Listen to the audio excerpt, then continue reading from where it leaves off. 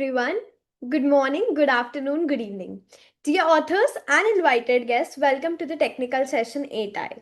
Myself, Anshika Jain, and this session would be moderated by me. On the behalf of Global Knowledge Research Foundation and GI Scholastic LLP, it is my great pleasure to welcome you all to the 10th International Conference on Information and Communication Technology for Competitive Strategies ICTCS 2025 Jaipur, India. The 10th edition of the conference is being organized in a hybrid mode. The physical event was held on 15 December in Jaipur, India, and the virtual event is being held through Zoom yesterday and today, that is 16th and 17th of December 2025. I hope you will enjoy the knowledgeable and interactive sessions throughout the day. In this session, we have 10 presentations, and each presenter will be given 10 minutes for the presentations and 2 minutes for the questions and answers. On 9 minutes, I will raise a very gentle reminder. There is another request to all the participants that you stay connected with us till the closing remarks.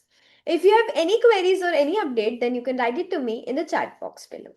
Just before we get started with the session, I would like to introduce you all to the chair for this session, Dr. Nagesh N. Jadhav. Sir is a professor and head of BTech CSC, Cybersecurity and Forensics in the Department of Computer Science and Engineering at MIT School of Engineering, Pune, India.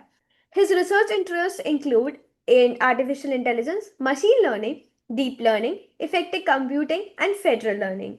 He continues to contribute to academia through impactful research, mentorship, and leadership in emerging technological areas. Welcome to the session, sir. Would you like to share a quick opening remark with us? Yeah, yeah, thank you. Thank you for having me. Good afternoon to all the participants and researchers. Delighted to be part of this conference and looking forward to have the insightful discussions and the research presentations from all of you. Thank you. Thank you so much, sir. So we'll be moving on and starting with the papers now. First, we have Kushal Kothari to present the paper titled A Comprehensive Survey on Model Agnostic Meta Learning Foundations, Variants, and Applications. Kushal, are you there? Yeah, hi, I am there. Yeah, you may please start with the presentation. Yes.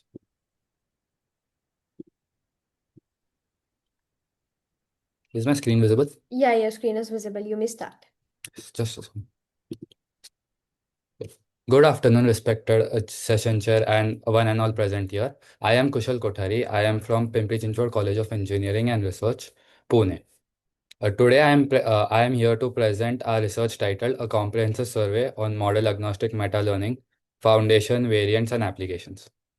This work has jointly been carried out with Neelam Jadhav, Avni Rai, and Vaishali Narendra Devra, and is being presented at the ICTCS Jaipur 25 conference. I will begin with a brief overview of the abstract to outline the scope of our survey. This survey presents a systematic and structured review of model agnostic meta learning, commonly known as MAML. The survey synthesizes recent advances aimed at reducing MAML's computational complexity and sensitivity to hyperparameters. Our analysis indicates that while MAML often matches or outperforms competing approaches in few-shot learning, simpler metric-based methods can remain competitive in low-variance settings. Overall, the survey highlights enduring trade-offs between generalization and efficiency and outlines the future directions towards more scalable and robust meta-learning systems. Introduction. Traditional machine learning models typically rely on large data sets and extensive retraining, which limits their usability in rapid changing and data scarce environments. Model agnostic meta learning, also known as MEML, addresses this limitation by enabling a model to learn how to adapt rather than learn in a single fixed task. The central idea of MEML is to generalize initialization that can be efficiently fine tuned to new tasks using only a few gradient steps and minimal data. Since MAML is independent of model architecture, it can be applied across a wide range of learning problems. This make it particularly suitable for applications such as robotics, natural language processing, NLP, computer vision, healthcare, and reinforcement learning, where task variability is high and labeled data is limited. This slide presents a comparative analysis of MAML and several influential meta-learning variants, evaluated in terms of computational cost, training stability, and application area. MAML offers strong adaptability, but requires second-order gradient computations, leading to high computational cost and moderate training stability.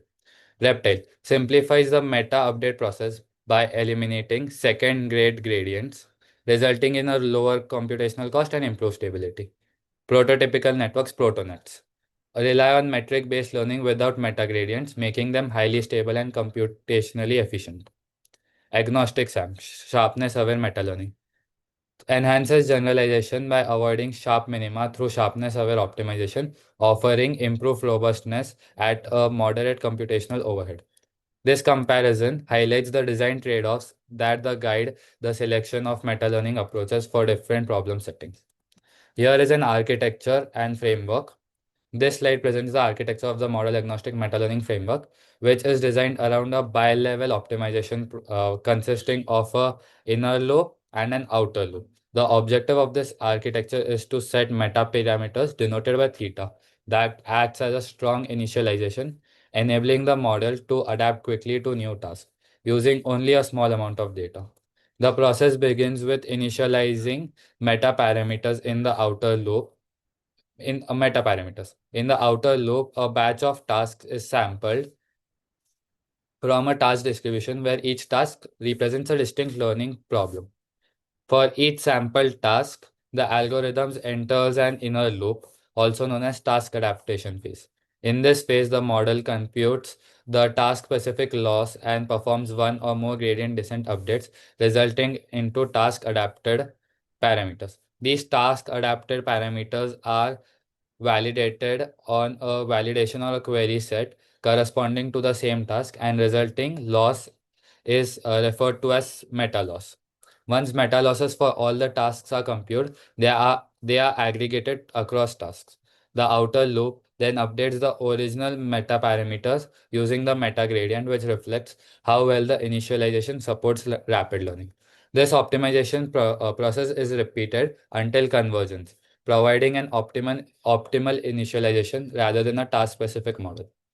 During deployment, this learned initialization allows the model to quickly adapt to unseen tasks with only a few gradient steps, which is the key strength of MAML framework. Feasibility and scope.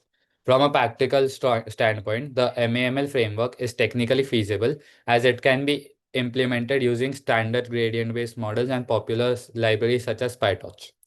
Although meta training is computationally intensive, the cost is justified by the fast adaptation during deployment, which is crucial for real-time and low data scenarios. The scope of MAML spans several real-world domains, including healthcare diagnostics, autonomous robotics, low resource natural language processing, few shot computer vision, and reinforcement learning. Recent extensions such as MAML for large language models (LLMs) and agnostic SAMs further expands its applicability to large-scale and noise-prone environments, reinforcing its relevance in modern AI systems. In conclusion, model agnostic meta learning has established itself as a foundational approach in meta learning by enabling rapid and effective adaptation in data scarce environments. Despite challenges related to computational overload and training stability, continuous research has produced efficient, stable, and generalizable variants of MAML. Promising future directions include integrating MAML with federated learnings for privacy preserving personalization, optimizing large language models, using para-efficient meta-learning, and extending meta-learning to multimodal tasks involving vision, text, and sensor data. These advancements will contribute to making meta-learning systems more scalable, secure, and widely deployable across AI applications. Thank you. Thank you so much for your presentation. Sir, do you have any questions? Yeah, Kushal, thank you for the presentation. A few questions like Yes, based on your comprehensive survey, yes, sir. what research gap did you find? So the main research gap is there are many algorithms, but the main issues are, as I mentioned, computational overhead. Because computing in two two loops, two gradients in gradient descent is very computationally heavy, and it cannot be applicable to many machine learning models, such as if you're just doing a normal uh, basic machine learning model, it is better that MAML is very computationally heavy and it is not feasible to use it. And the training stability also varies.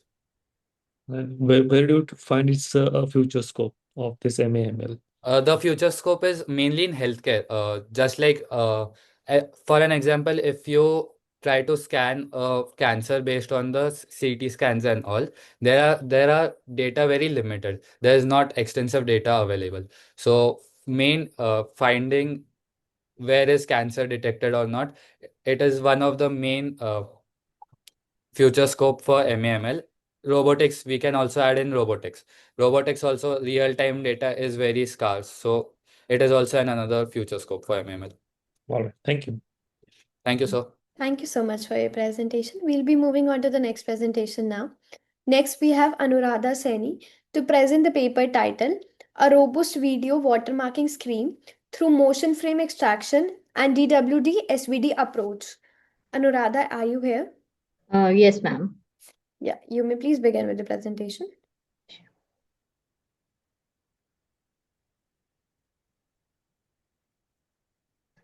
Is my screen visible, ma'am? Yeah, your screen is visible. Good morning to the respected panelists and the hosts. I'm Radha Seni, and I'm going to present this paper today. And the topic for my paper is a robust video watermarking scheme through motion frame section and using the DWT and SVD approach. So it is basically where I'm using this format, the blistering development of the multimedia. So each and every data is available on net and everyone can use or copy it from the internet and can generate the another form of it and can say that it is my copy, like the pirated copies of movies and all.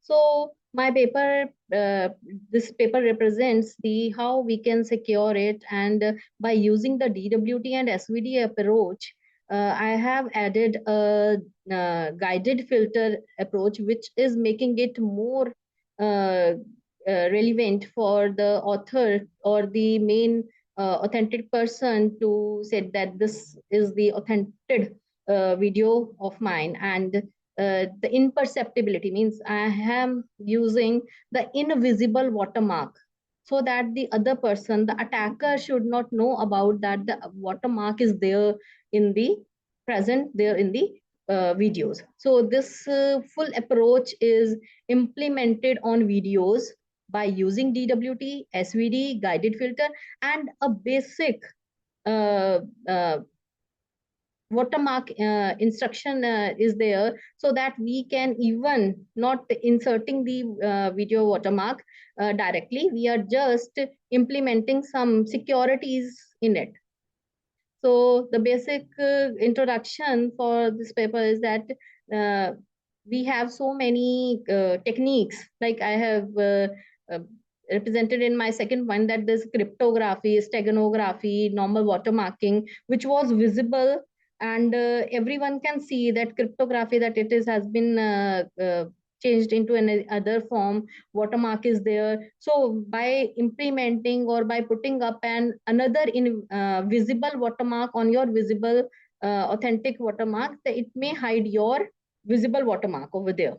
So main drawback is the security issue. Again, the techniques that we are using were using were not that much up to date. So by using the invisible watermarking, it is not visible to the attacker.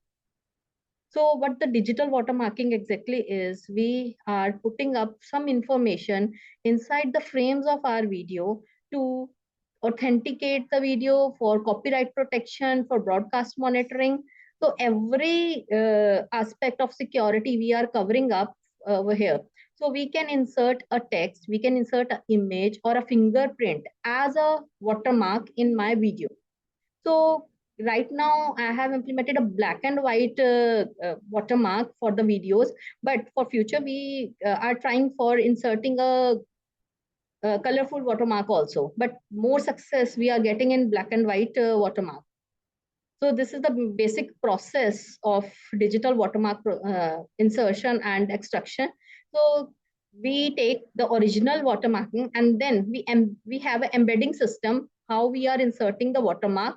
Then we get the watermarked video, and we have a system for extraction, and then we get the extracted watermark. These are few of my literatures that have been surveyed for this paper, and I have compared all the outputs of these papers. This is the basic methodology that has been used. So we have taken the video and we are extracting the motion frames of it. Earlier, all the other that research gap is here is we in the previous researches, what exactly has happened, the researchers have extracted the frames on a random key basis, like every 5th frame, every 8th frame, 10th frame, or every scared of like 2 scared, 3 scared, 4 scared frame, the number. So they were expecting that if an attacker may get that number, that what the key is, so they can extract or they can put up an attack on that frames only, and they can remove that particular frame, or they can just change the data over there, and the video mark will not be perceptible that much clearly. So here I have used a technique of motion frame.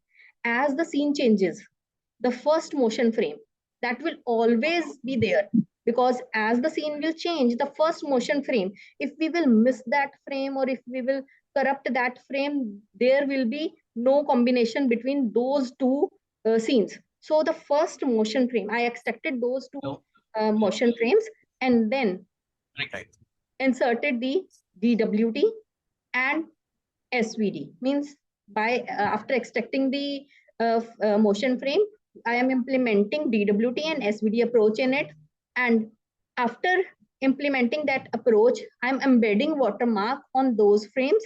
And after embedding, inverse of DWT and DWT and SVD has been implemented to get the video marked video. And before getting that frame, video marked frame, a guided filter has been implemented to just sharpen the edges of the video marked frame, because after inserting the video mark in your original frame, the edges becomes a bit blurred, or a bit means its edges becomes not that much sharp. So by using the guided filter, I'm sharpening the exact edges of the frame so that it must look alike or almost same like your original frame. So these two, you will not be able to even recognize that which one is your watermarked frame and which one is your original frame. And in extraction process, the same thing has been implemented. Inverse of DWT and wavelet transform, and then watermark extraction is done, and then after that the guided filter, and I am extracting original video and the watermark. After extracting the watermark, I'm comparing it with my original watermark, and then authentic person can say that this is the exact and the my watermark that I have embedded in it. So these are the steps of motion frame extraction, how I am extracting the motion frame. So I am using the histogram approach over here, comparing the consecutive two frames. If its difference, pixel to pixel value has been extracted, and if the difference is more than the threshold value, I have taken the threshold value to 5,000. And if it exceeds that, then it means it is a motion frame, otherwise it is not. If it is a motion frame, I am adding it to the matrix and implementing the watermark on it. And if it is not the motion frame, then I'm just adding the frame as it is without any implementation of watermark on it. Watermark insertion.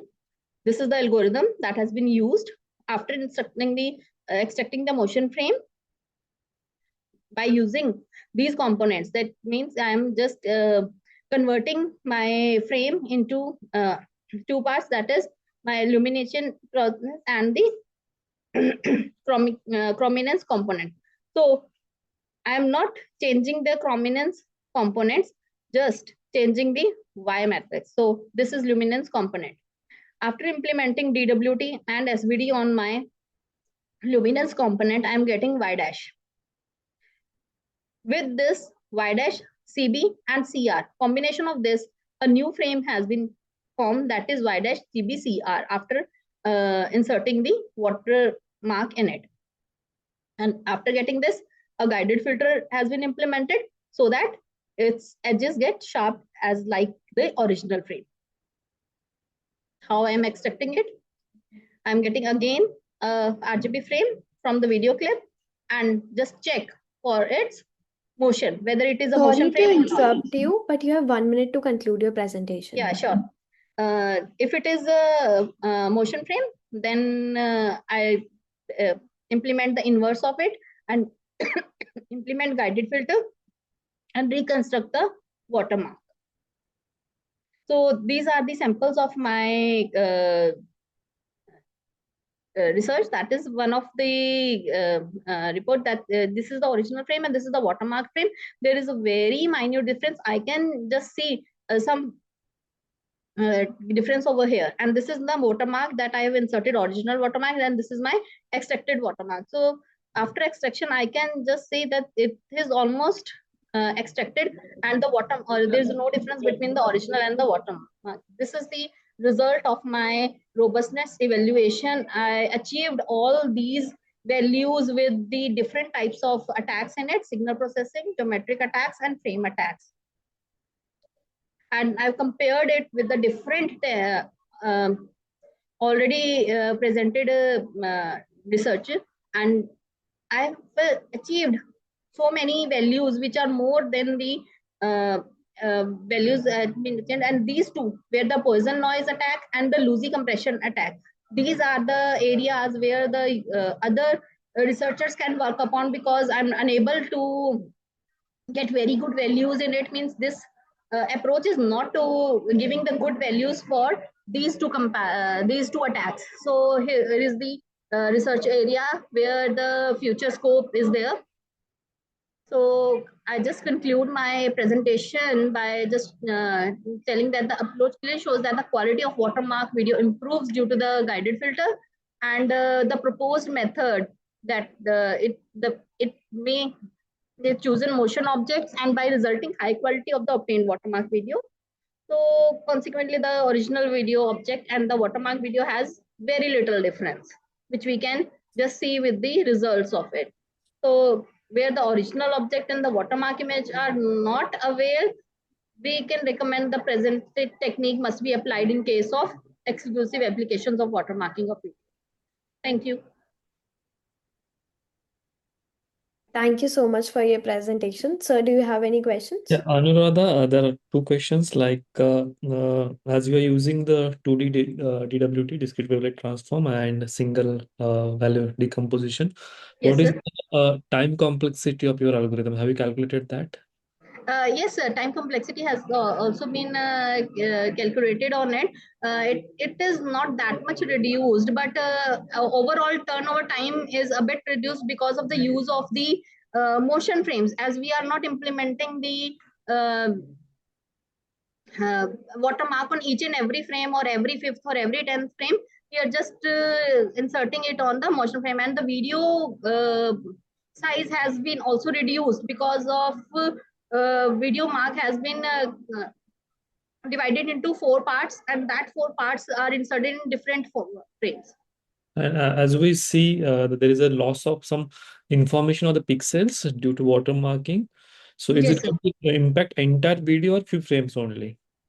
No, sir, it do not impact that much on the overall video, because just it is like I can show in my result, like even after giving the attacks, or this the value I am getting the 0.91%, 98. So it is a very good value, the as per the perceptibility, because it is visible that it is that much similar to my original video. So it do not affect, because it is implementing on a single frame, which may just pass on within a fraction of seconds. So Okay. it will not affect the quality of the video. All right, thank you. Okay, thank you, sir. Thank you so much for your presentation. We'll be moving on to the next presentation now. Thank you. Next, we have Sarah Sayed to present the paper title AI-powered ESG Finance and Spending Analyzer, Enabling Ethical Transaction Level Insights for Consumers. Sarah, are you there?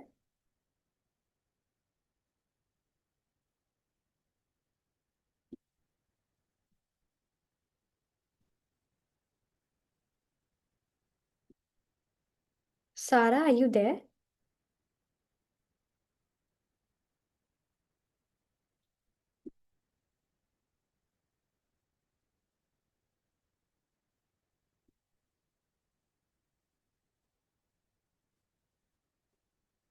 Okay, so we'll be moving on to the next presentation. Next, we have Anu Mahindru to present the paper title An Optimized YOLO V8 Framework for Automatic Manufacturing Defect Detection in Baynod Bulb Base Holders. Anu, are you here? Yeah, I guess you are here. Good morning, all. Yeah, you may please share your screen. Thank you.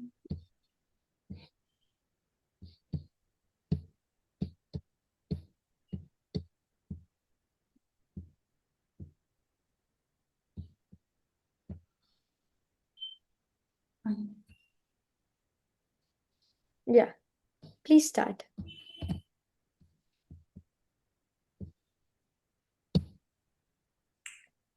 Okay. Good morning, everyone. Today I'm going to present my research on an optimized YOLO V8 framework for automatic defect detection in bayonet bulb base holders.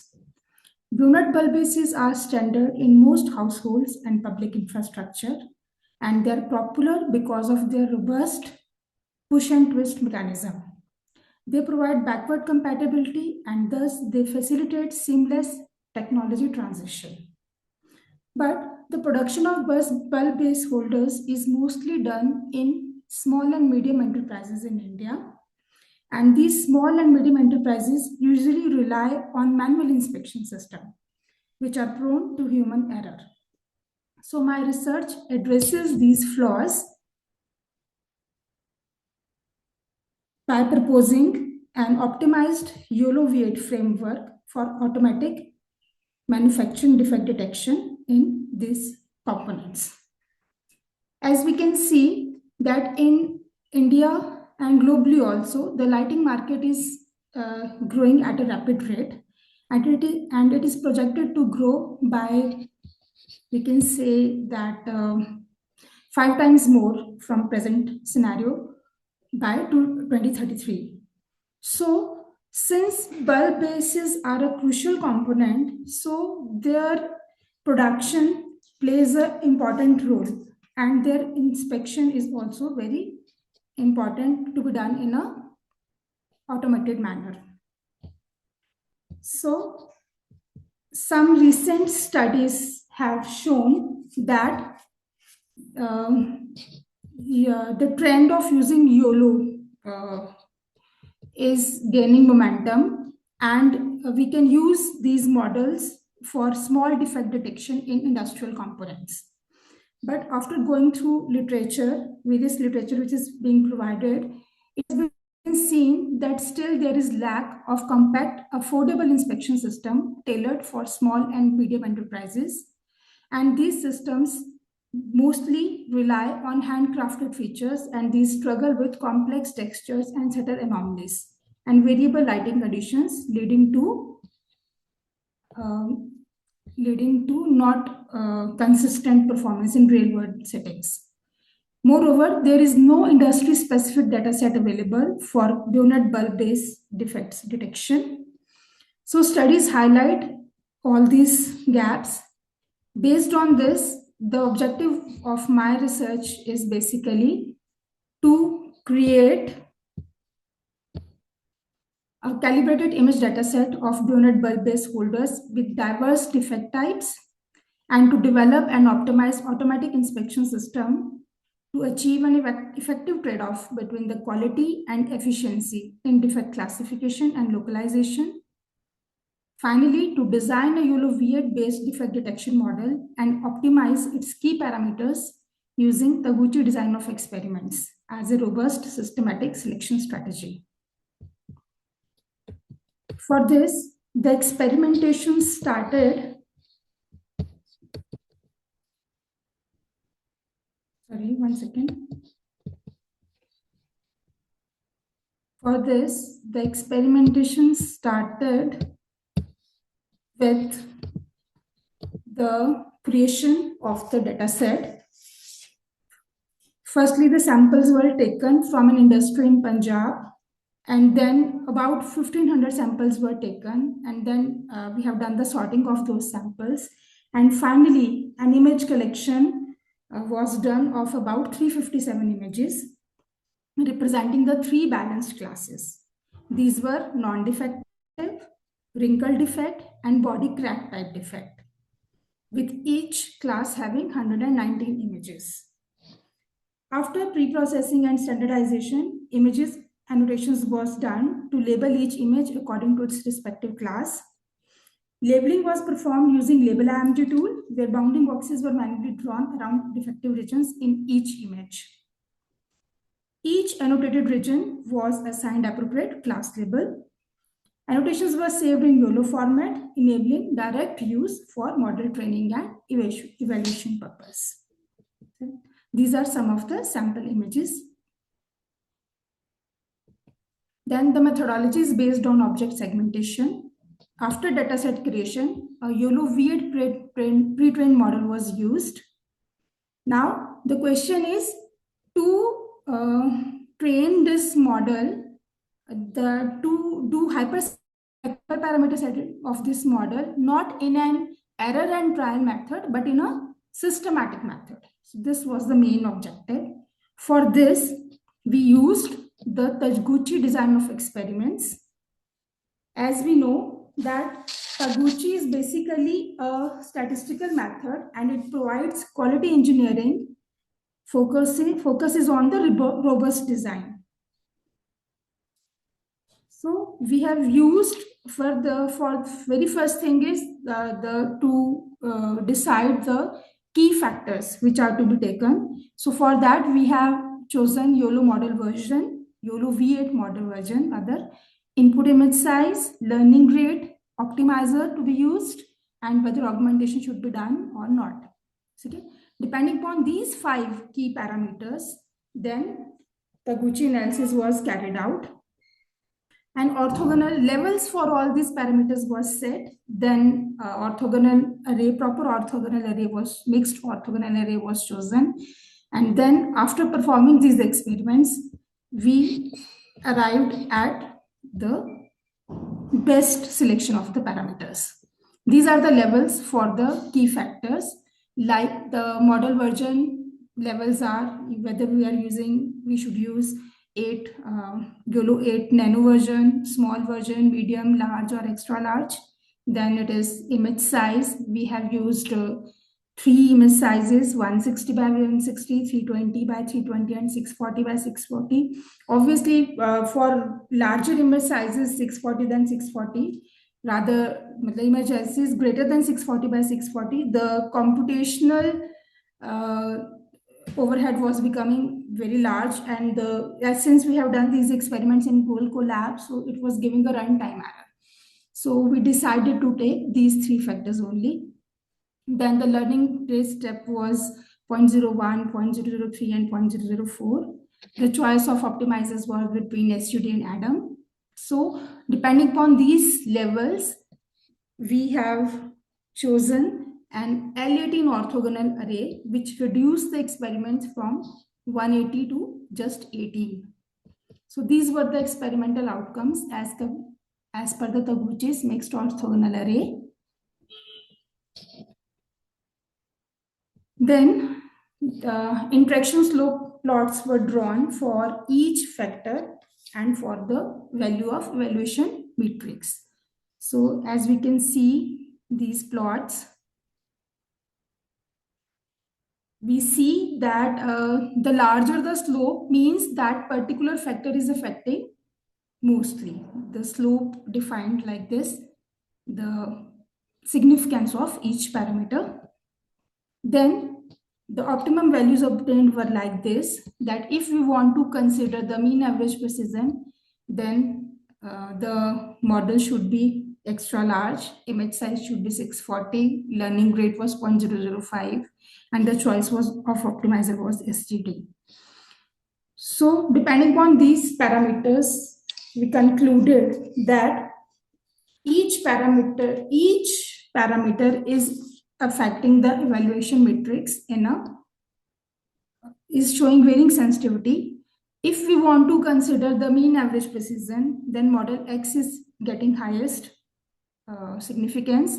Model S is performing better in terms of precision and recall. If we consider the image size, then it has been seen that, okay, 320 or 640, both the sizes are consistently improved. Both the sizes are showing larger or good values as compared to variations in the data set. Then learning factor, lower learning rate improved the precision and recall, and it supports smoother convergence and reduced overfitting. Whereas moderate learning rate enhanced the secure accuracy. ADAM optimizer improved precision and recall due to adaptive learning, whereas SGD achieved higher accuracy in certain configurations. So depending upon these results, this was the conclusion that integrating YOLO V8 based inspection system with systematic hyperparameter tuning is effective for small and medium scale setups, such as automatic defect detection in donor bulb based manufacturing, influencing both convergence behavior and model generalization. Careful tuning of the hyperparameters by Taguchi grid optimization method can effectively enhance the YOLO V8 performance for automatic defect detection tasks. Obviously, there is much scope yet to be done, that if we gradually expand the dataset from 357 images to a few thousand by scheduled data acquisition on production line, targeting better coverage of effect types and lighting background variations, deployment of the optimized YOLO model in real-time production environments to process live video streams from assembly line cameras, and we can integrate the system with IoT platforms to enable real-time quality dashboards and predictive maintenance in small factories. So these were some of the references which I have gone through. Thank you. Thank you so much for your presentation. Sir, do you have any questions? Yes, thank you, Anu, I guess, right, for your presentation. Yes, sir, thank There are you. few questions. So for the YOLO framework, have you done the fine tuning or you just did the feature extraction using the existing model? No, sir, I have done the fine tuning also using these optimal parameters. No, these are the parameters are okay. Did you unfreeze some of the layers from the No, YOLO? sir, I have used the pre-trained model only. That is fine. So that means you did the feature extraction, not you did not touch the existing layers of the YOLO, right? No modification on that part. Okay, all right. The second thing is like you have shown me there is a performance difference between the ADAM and the HGD. So it was working, HGD was working on few configurations better. So why this sensitivity? Like though ADAM performs better than the HGD? Yes, sir. I have seen that though Adam performs better than SGD, but um, I have seen that this SGD is performing well in case of higher mean average precision. If we consider the evaluation metrics, if we give preference to mean average precision, then we can take SGD in some cases. But basically, Adam is good. All right, thank you. Thank you so much for your presentation. We'll be moving on to the next presentation now. Thank you, Next, ma'am. we have Senthil Kumar to present the paper titled Bridging Traditional Wisdom and Modern AI, an LLM-based multimodal hub knowledge platform. Are you there? Yes, ma'am. Yeah, you may please share your screen and begin the presentation.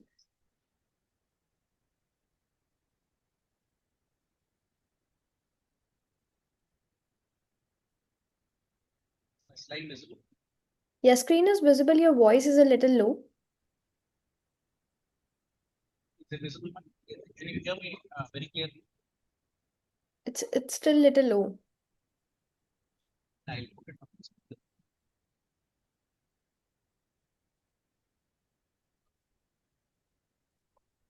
Now is it audible, ma'am? Yeah, it is audible now. You may please start. Thank you. Yeah. So very good afternoon, one and all present here. This is Dr. Sindil Kumar. My paper ID 1384 is about just a second. Yeah, bridging traditional wisdom and modern AI. Here we are using an LLM-based multimodal herb knowledge platform. So this is a funded project. This work is reported as part of a funded project from SERP, the erstwhile SERP. Okay. So what exactly are we trying to do here as part of this project is, we are dealing with respect to the traditional medicinal systems like such as Ayurveda, Siddha, etc., where indigenous medicinal plants are very widely used for various purposes like healing as well as wellness. But what is the drawback here is, say, the usage of these herbs, the properties, and how these herbs are used for preparations of various medicines, or sometimes even we use in our day-to-day life. For example, ginger. We often use ginger while preparing chai or tea. Okay. So how it is being used, it is scattered across several historical tests. Then we have various clinical studies and in modern literature, but we do not have a single framework through which, say, a common man or say a novice user can get to know what exactly is a particular herb all about, its usage in the real world life as well as in medical environment. So the project that we are doing is developing a large language model that will understand, recognize, generates knowledge, and then answers to users' query, which is all about traditional Indian medicinal herbs.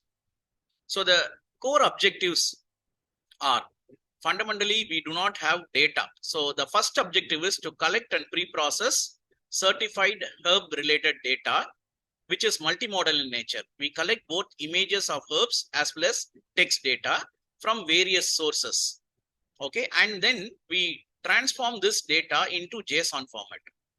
Second objective is, say, we are going to represent the collected data with semantic representations using embeddings. Okay, so convert textual herb data into vector embeddings and then generate these embeddings for herb images. These are done using MX by Embed Large and Microsoft Wade 3 version 3. The third objective is to implement a RAG model using Qwen 2.5 version supported by vector databases. The main objective of this RAG model is to answer, okay, any text or image based herb related queries. Third one is utilize face and image embeddings to classify herb images into corresponding species and then to identify the relevant families. And based on this data, we support image-based querying. Finally, the objective, though we have not achieved this to the maximum extent, but the objective is to build a lightweight Android mobile application that will support real-time herb identification and then multilingual question answering so that anyone can access this herbal knowledge free of cost. So this is the overall architecture of the proposed work. Say we have a text processing part. Then in this, we actually convert the text data into vectorized data. Then whatever data that you are collecting need to be processed, okay, for query. So we will be querying the vector database. So question answer template generation and then storage of those templates into database is one part. Then we have an ontology. This ontology part is actually not reported in this paper, though it is mentioned in this architecture, because it had been already reported in another work. So we are not concentrated on this. And the next part is image classification. See, given an input image, we need to identify what species and family this image belongs to, that is this herb belongs to. And then we have a training part for response generation, which is using a pre-existing LLM model and then a RAG model. So all these models are interconnected via the herb database.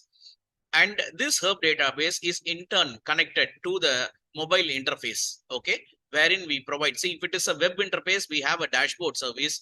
If it is a mobile interface, we provide minimalistic interaction by providing image or text as an input and then getting an output, which is knowledge about that particular herb. So the first part is data collection and processing. Say, as part of this first, we are collecting data. Say, while we are collecting data, what is happening is we are depending on multiple sources. Okay, one important source is Ayush Research Portal, where they have a herb data as well as various research papers. So this will be PDF as well as images. Then we depend on Botanical Survey of India, where they provide region-specific herb information, which is once again going to be PDF and images. Third one is we depend on IMPART, which is Indian Medicinal Plants Phytometry and Therapeutic, that contains PDFs, URLs as well as images. Then the fourth source is PubMed. Okay, we collect various journals, okay, articles that are pertaining to herb data. So we do both manual data collection. This manual data collection is for images, and we do automatic data collection using web scraping also. Then the collected data is transformed into a data process, that is a JSON format, and then given to, say, data processing model.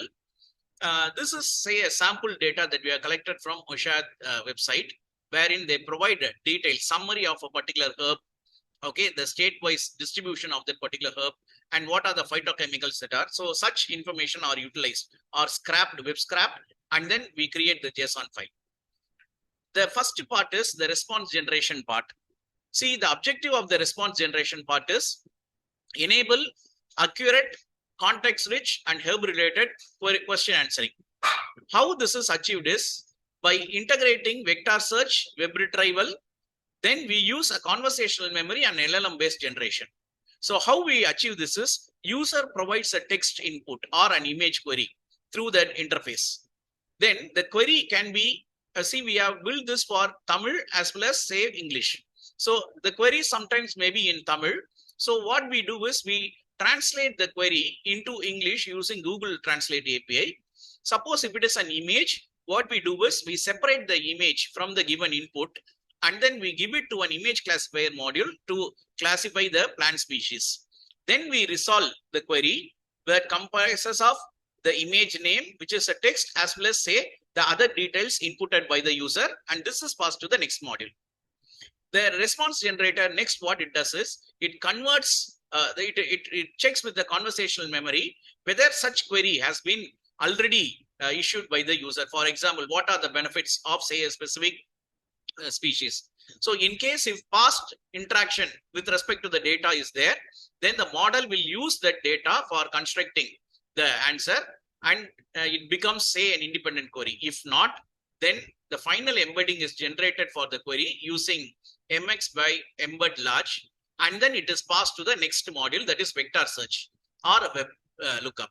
So here the query vector is searched in the lookup vector store that is previously fetched, and then which is basically crawled content.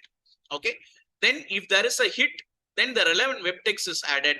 If there is a miss, that is if it is not there, then we perform a Google search using Google API, and then we retrieve external data.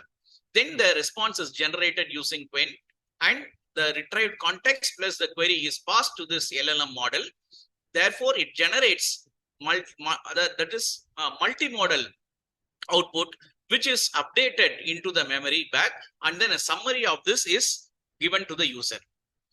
And in case if there is a miss in the lookup vector store, then what we do is we perform search via Google API using various external sources, okay, like Wiki, Healthline, Verywell Health, Instagram, Quora, Pinterest, Twitter, LinkedIn, then MyFitness, MedicineNet. Okay, likewise, we crawl through various open sources, and then we collect the data for generation. So this is the overall work flow of the response generator. Next one is the image classification.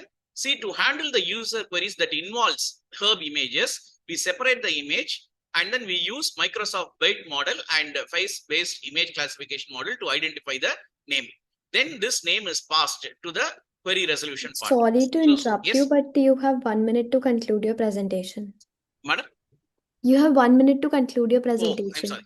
So then the image is divided into small patches given to the byte model, which summarizes the image, and then vector embedding is created. Then the user image is converted into vector embedding and then passed to the next module.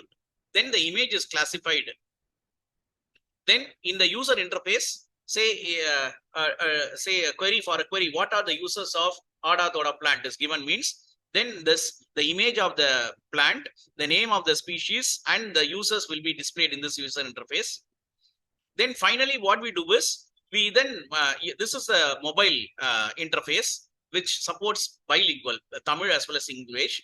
Then we have evaluated the system and we have found, say, we get accuracy, high accuracy with respect to, say, the identified herbs, approximately 98%.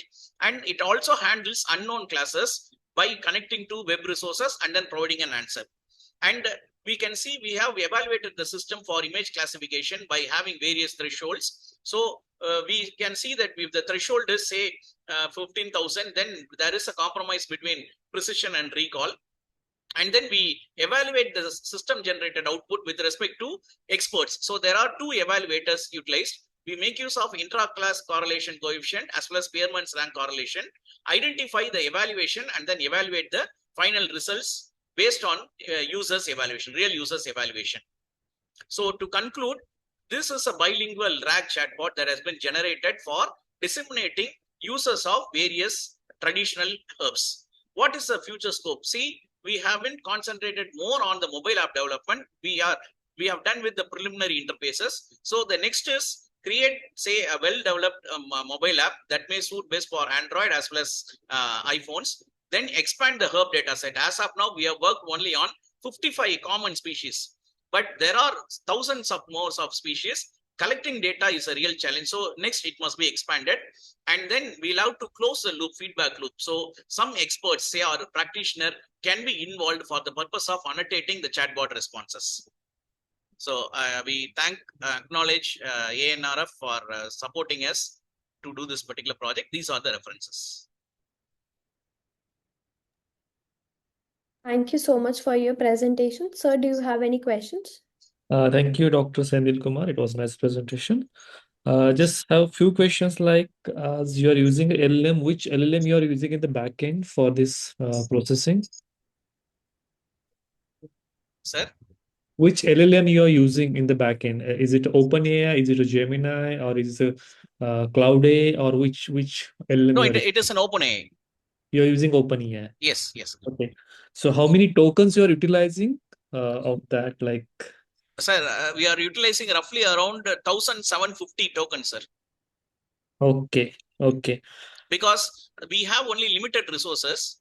Mhm. So we can provide a better result only with that token. Either we decrease or increase. Accordingly, there is an impact on the output that is generated, the response that is generated. All right. Thank you. Thank you so much for your presentation. Next, we have Mohit Pal to present his paper titled Design and Stimulation of Small-Scale RF MTV MOSFET. Are you there? Yes, ma'am. Yeah, you may please start with Good your morning, all. presentation. 1 minute, ma'am. Yeah, sure.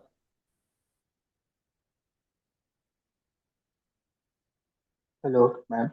Yeah, you're audible. Ma'am, can I give my presentation in the next term because there is some technical issue It's with okay. my device. No problem. You can present next. Till I am then, we ready. move Shall on I to- present? Vijayalakshmi.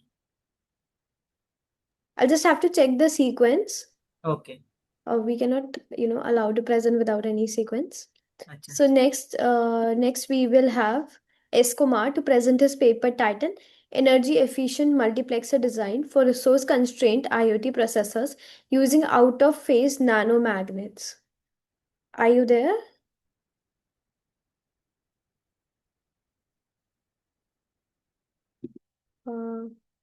Yeah, you're there, but you are not audible.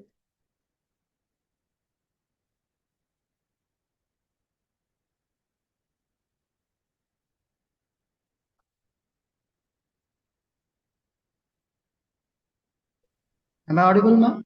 Yeah, you're audible now. You may please begin your presentation. Thank you.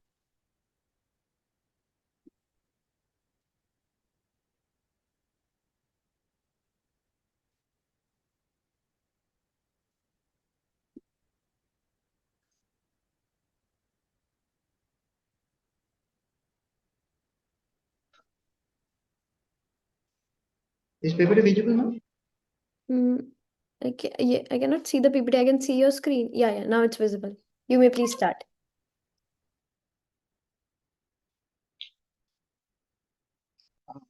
Good afternoon to one and all. Myself, S. Kumar, the PhD holder of the Department of ECU BSc.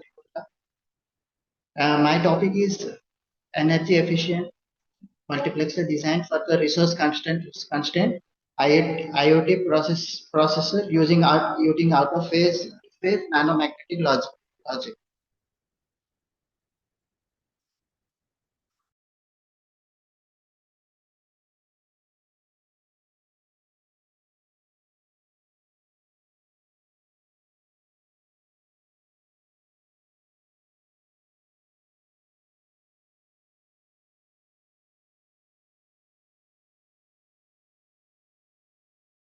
Are you speaking? Because we are not able to hear you now. Are you able to connect your mic?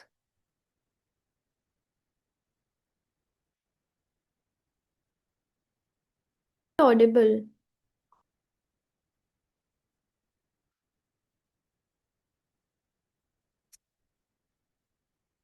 No, you're not audible. Kindly, fix your mic issue. Or if any of your co-authors are present.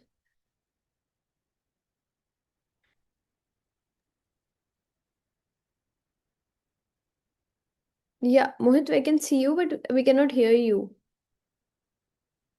Okay. Can I present?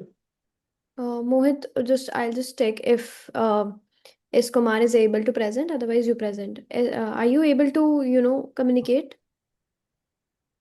Yeah, ma'am. Sure. Just give me a moment. Okay. S. Kumar, you can present next. Mohit, can you please continue with your presentation? Please share your screen. Thank you. Are you able to share the screen?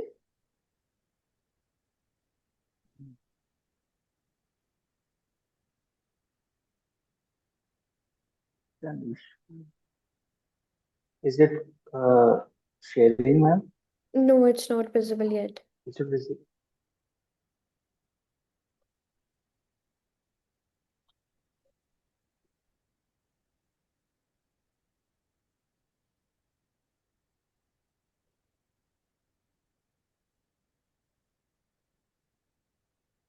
Is there any issue you're facing? Actually, I'm using mobile phone for So this you can just application. click on the share option and then your screen of the mobile would be shared. On Zoom meeting, there is a, option for sharing the screen. I think Yeah. it's Yeah. Now it's visible. You may please start.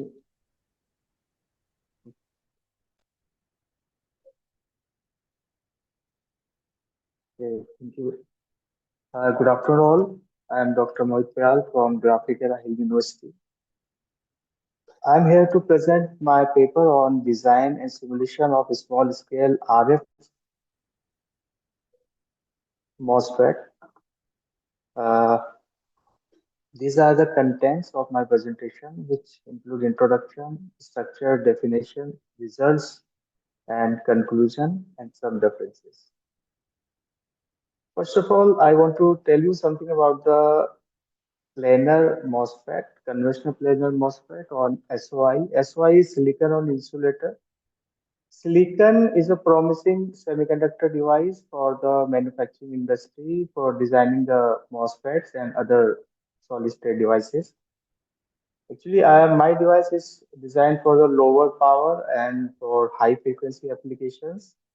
Uh, for this purpose, I'm using SOI so that it will reducing the subthreshold swing and some short channel effect when we are talking about the lower devices or small scale devices. So this is the structure of a conventional planar MOSFET on SOI. Here I have represented some structural parameter values there. So the N plus cap uh, layer is about the 20 nanometer, and there is a gate length which I consider common for both the proposed and the conventional devices as 60 nanometer. And there is a P region layer which is epitaxial layer, which is about 340 nanometer. And there is a SOI oxide box, which actually maintaining the current flow. It will not go through the substrate because it is a planar device. So all the current flow will be allowed only to the planar or the top layer of the device from drain to source in control with the gate voltage.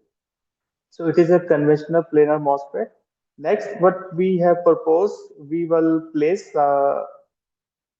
trench techniques into our devices like this.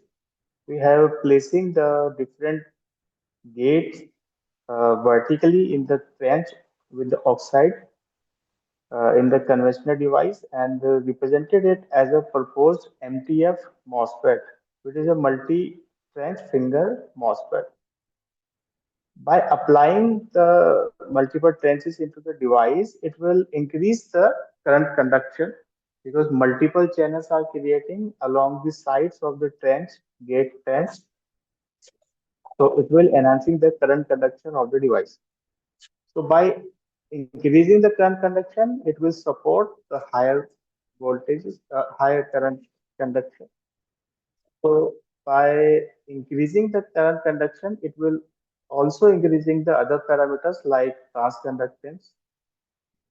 And by increasing the transconductance, it directly increasing the RF applications of the device, like cutoff frequency. So this is the structure of my proposed device. So by applying the trenches into the device, it will reconstruct the current flow into the device. So this is the current flow diagram for the conventional and the proposed device. Here you can see at the A figure, it is a conventional device where all the current will be flowing laterally at the top of the device, while the purport device while in the purport device the current is flowing vertically through the trench which we have placed into our device. So it will actually flowing to the top from drain to source, but it will go through the vertical way. So by this, we can create multiple channels into our device. So by creating the multiple channel, all it is used for enhancing the current conduction of the device. So there is some output results of my purpose and which is compared with the conventional device here. So this is the first comparison of the output current representation characteristics. So here I have created my simulated my device for the higher 1 volt drain voltage, and we have simulated for both the devices for the conventional and the purpose. So in this way, the drain current for at the 1.2 volt, by fixing the 1.2 volt there, so it will be generating 0.47 milliampere per micrometer for the conventional device and 3.1 milliampere per micrometer for the purpose device, which almost increasing the 6.5 times increase in drain current of the purpose device. Next is the transfer and transconductance characteristics of the device.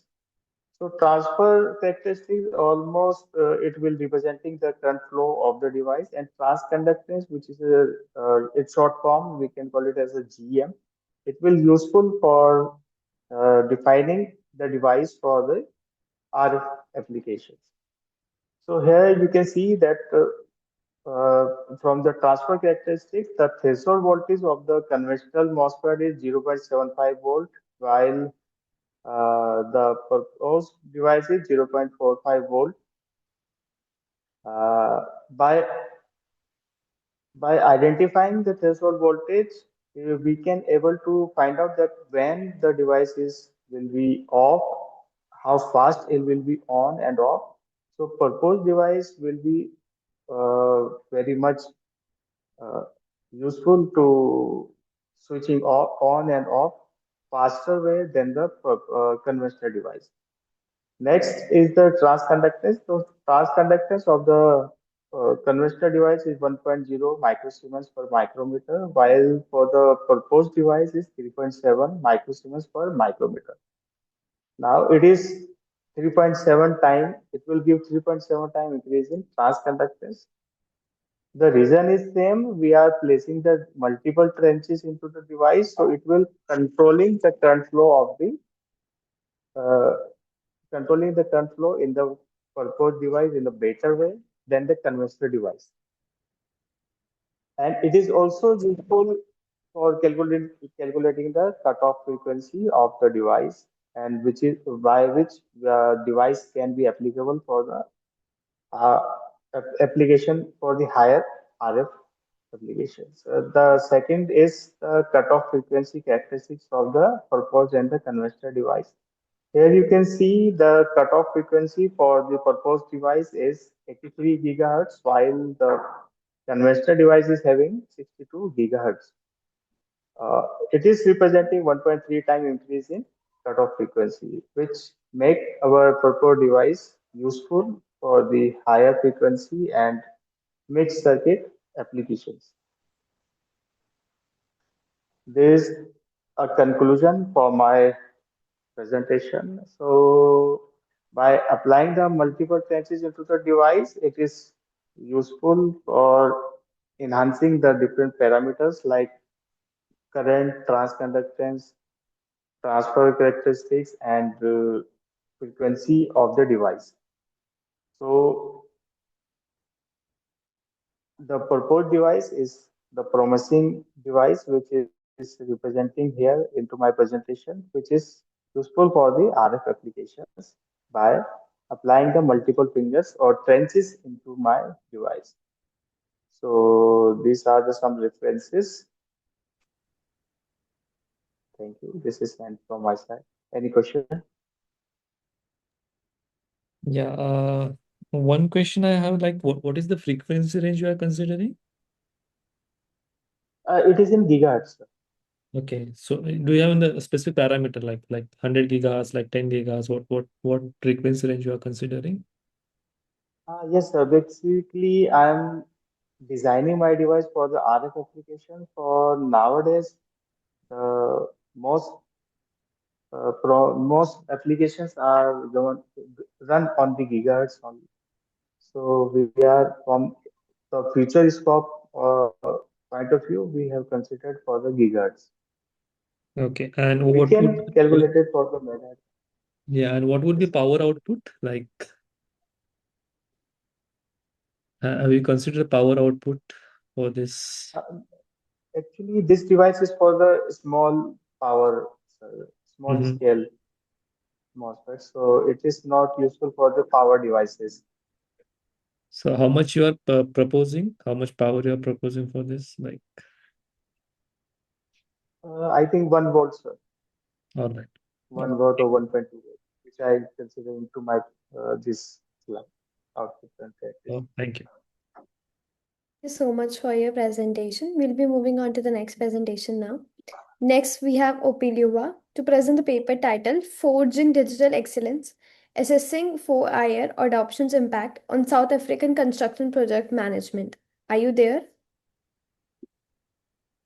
Opiliova, are you there? Okay. So we'll be moving on to the next presentation. Next, we have Vijay Lakshmi to present the paper ICT-driven faculty development ecosystem, a case study on effective teaching practices at engineering college. Are you there, Vijay Lakshmi? Yeah. Yeah, you may please begin with your presentation. Yeah.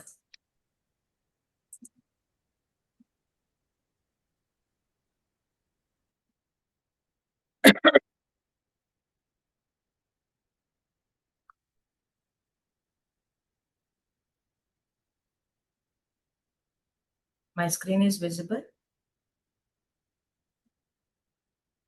My screen is visible. Yes, it Am is I- visible. Yeah. Hope I'm audible. Yeah. Very good afternoon to the session chair and all the team of this ICTCS Jaipur conference.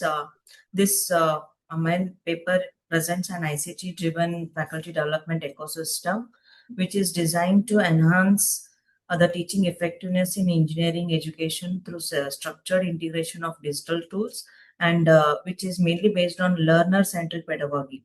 And it is a case study which is based on faculty development program which was conducted at our institution, focusing mainly on strengthening the communication skills, lesson planning, motivation, and which is very much necessary for the students as well, because after COVID the students have left with the study material with using the books and all, and assessment strategy and ICT adaptation is being carried out in this FDP, and the program followed a blended outcome-based framework which is aligned with NEP 2020 and OBE principle. Faculty members were trained. Faculty members in the sense the newly recruited faculties who were having less than 3 years of experience was being considered. They were being trained using the platforms such as Google Classroom, Mentimeter, and Moodle LMS, which helped enable interactive teaching, continuous feedback, and reflective practice. So this ICT is essential very much today because it enables interactive, flexible, and outcome-oriented beyond traditional classrooms. And the new education policy, which is having the highlights, which is technology-enabled education, and this FDP supports the vision of that equipping faculty with ICT tools and pedagogy strategies. So why ICT is essential? So in today's rapid evolving education landscape, ICT has become essential for enhancing teaching effectiveness, learner engagement, and accessibility. Traditional teaching methods alone has no longer sufficient to address the diverse learning styles and also the large classrooms we have and the need for continuous assessment. So ICT enables interactive learning, real-time feedback, and personalized instructions with the lesson plan prepared by the faculty and flexible access to the resources, which help in improving both teaching quality and the student outcomes. And if you are aligned with the NEP, we strongly emphasize the integration of technology in education to promote learner-centric, outcome-based, and lifelong learning. So, in alignment with these goals, the FDP focused on empowering faculty with digital pedagogy skills, ICT tools, and OBE. If we move on to the FDP objectives, which we were considered were the building teaching competence, that the objective main focuses on strengthening the faculty pedagogical skills by promoting learner-centric and activity-based teaching approaches. Thus, the FDP enabled faculty to adopt high-impact teaching practices, improve classroom engagement, and develop confidence in delivering complex engineering concepts, which was being done by providing some analogy examples. And the second objective, the strengthening of ICT integration, is where the faculty were trained to meaningfully interact with ICT tools such as LMS platform, interactive applications, and digital assessment tools, which is very much necessary for nowadays for the teachers because of this NBA and NAC accreditations. These tools will definitely help us to utilize the time required for assessment process and all. And this helped move beyond traditional chalk and talk methods towards technology enhanced blended learning environments. The third objective, that is mainly improve communication and planning. Effective teaching requires mainly the clear communication and structured lesson plan. And in this part of the FTP, we were made the participants to come up with their lesson plan particular topic was been given, grouped into the core branches. According to that, the FDP was been arranged and emphasized mainly on the OBE based on the lesson design, and also clarity in the instruction, what type of instruction and what methodology they are using, the time bonding planning to ensure that learning outcomes are achieved and students remain actively engaged. That was the third objective of this. And finally, the fourth objective is to enhance evaluation practices. So formative and summative evaluation techniques were used were being conducted by using the ICT tools. Faculty learned to design quizzes and polls, assignments, and feedback mechanisms that supported these faculty to actively involve in continuous assessments of the students, reflective learning, and data-driven improvement of teaching practices. So this was the main objective of the FDP, and this is how that has been impact with the learning outcome of our program. And the ICT driven framework includes mainly the three phases. One is the pre-training phase, where focus is on orientation and need analysis. And in this, what we have done is we have initially recorded the presentation of the faculty who were newly appointed, as I already told. Those faculty members, the first way of their delivering the instructions, their presentation was being recorded, and faculty were also made introduced to the objectives, NEP expectations, the outcomes, OB based analysis, and baseline to this, surveys and discussions helped identifying existing teaching practices and digital readiness, ensuring the training is need driven and conceptual. That was the first mode of training. And phase is the training phase, where core emphasis was given on hands-on interactive learning.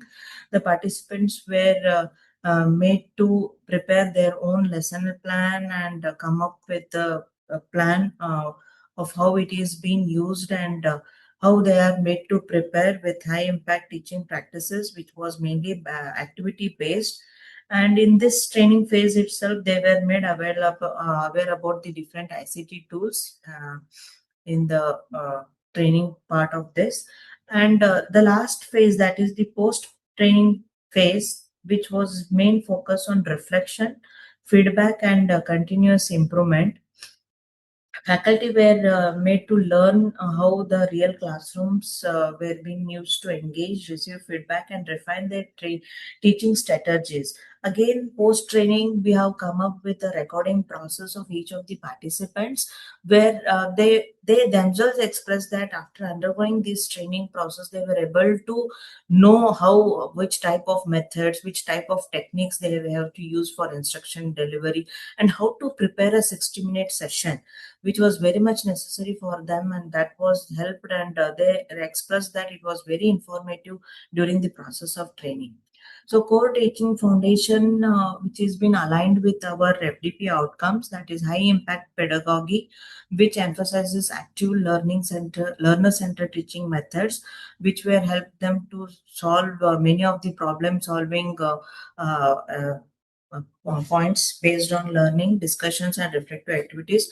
Through the FDP, faculty learn to shift from content delivery to engagement-driven instruction. That was very much necessary for Gen Z students, resulting in improved classroom interaction, deeper conceptual understanding, and better alignment with the outcome-based education. And the second foundation, which was being impactful for this FDP, was the effective communication, which mainly focuses on clarity of instruction, structured explanation, and empathetic interactions with the students, has given an impact of effective communication, and this helped the faculty to improve their verbal delivery, use of visual aids, and digital communication through ICT tools, encouraging that learning objectives are clearly conveyed and understood. And the last outcome was the motivation driven learning, which aims to ignite students' intrinsic interest and sustained engagement. Sorry to interrupt you, but you have 1 minute to conclude your presentation. Fine. Followed by this, a session plan structure was being given where the faculty were able to come up with their formative and summative assessment process, which helped them to improve their data-driven process, which is very much necessary for us faculty to maintain all the data and need to present it for in front of the NBA process. And this is an example of the session plan which was being given to the faculty to come up with their 60 minutes of presentation. Methodology which was used was a blended learning approach where the conceptual inputs were delivered through the interactive literatures and hands-on tool practice where we made them to come up with a rapid fire round using the Mentimeter, and peer interactive and reflection or collaborative learning through peer interaction was being carried out, which helped the faculty to exchange experience, challenges, and best practices. Followed by that, as a part of the result of this FDP, we have been floated within feedback where 90% of them were rated with excellent. A very high level of satisfaction was expressed by the faculty, and improved ICT adaptation, marked increase in the use of ICT tools, and higher confidence among the faculty, greater in which expressed by the faculty in preparing the lesson planning, or it may be the assessment, or with the communication with the students. That way the impact which was been resulted with the this program, and that indirectly helped us to develop pedagogy culture in our institution, and many teams were built with the core and non-core departments, so cross-department collaboration was been also established, and that led to the foundation for learning portal. So we have come up with a brochure material, resource material, which has helped, and we are planning to help go for some online respiratory which can impact the studies, and that can lead to the other higher engineering institutions which can use this type of ICT based ecosystem for FDP, that can help them to improve their use of ICT tools. So that was my part of the presentation. With this, I conclude my presentation of this paper. Any questions? Thank you so much for your presentation. Sir, do you have any questions? No questions from myself. Thank you. Okay, so we'll be moving on to the next presentation now. Next, we have Alicia to present the paper titled Unified Explainable Artificial Intelligence Framework for Generative Anomaly Detection and Accident Reporting in Nuclear Reactor Operations. Are you there, Alicia? Yes, I'm there, Anshika. Yeah, you may please begin with the presentation. Yes.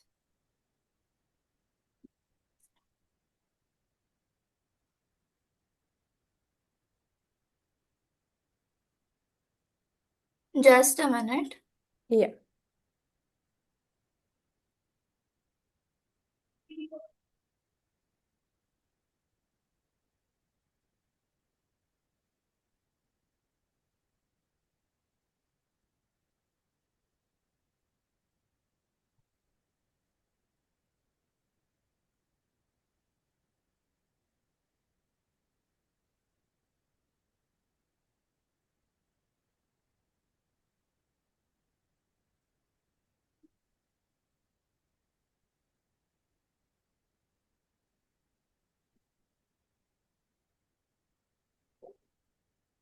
Yeah, you may Am start I now. visible? Yeah, your screen is visible. Okay. Okay. So good afternoon, everyone. I'm presenting our work titled Unified Explainable Artificial Intelligence Framework for Generative Anomaly Detection and Incident Reporting in Nuclear Reactor Operations. This research is conducted by myself, Alisha Yasin Khan Pathan, under the guidance of Dr. Deepti Durgesh Patil at MKSS Cummins College of Engineering for Women, Pune. The work focuses on improving nuclear reactor safety by combining generative modeling, explainable anomaly detection, and automated incident reporting in a single unified framework. Nuclear reactors generate large volumes of multivariate sensor data representing complex thermal, mechanical, and chemical processes. Each small deviation in these signals may indicate early abnormal behavior. However, traditional safety systems rely on fixed thresholds and simplified models, which often fail under changing operating conditions or natural system drift. This creates a strong need for intelligent, adaptive, and transparent monitoring approaches. What is the objective? The objective of this work is to design a comprehensive AI based framework that detects anomalies more robustly, addresses the scarcity of fault data, explains detection decisions clearly, generates regulator aligned incident reports, all while maintaining human oversight to ensure trust and accountability. Three critical gaps. Current system suffer from three major gaps. First, limited fault data. As real nuclear incidents are rare. Second, black box models, which lack interpretability and raise regulatory concerns. Third, disconnected analysis, where sensor based detection and textual incident reports are handled separately. Our framework is designed to address all three gaps together. Research evolution. Reactive monitoring has evolved from fixed thresholds to deep learning and attention based models. While these approaches improve detection accuracy, they often sacrifice interpretability or computational efficiency. Recent generative AI models help expand data coverage but require strong validation.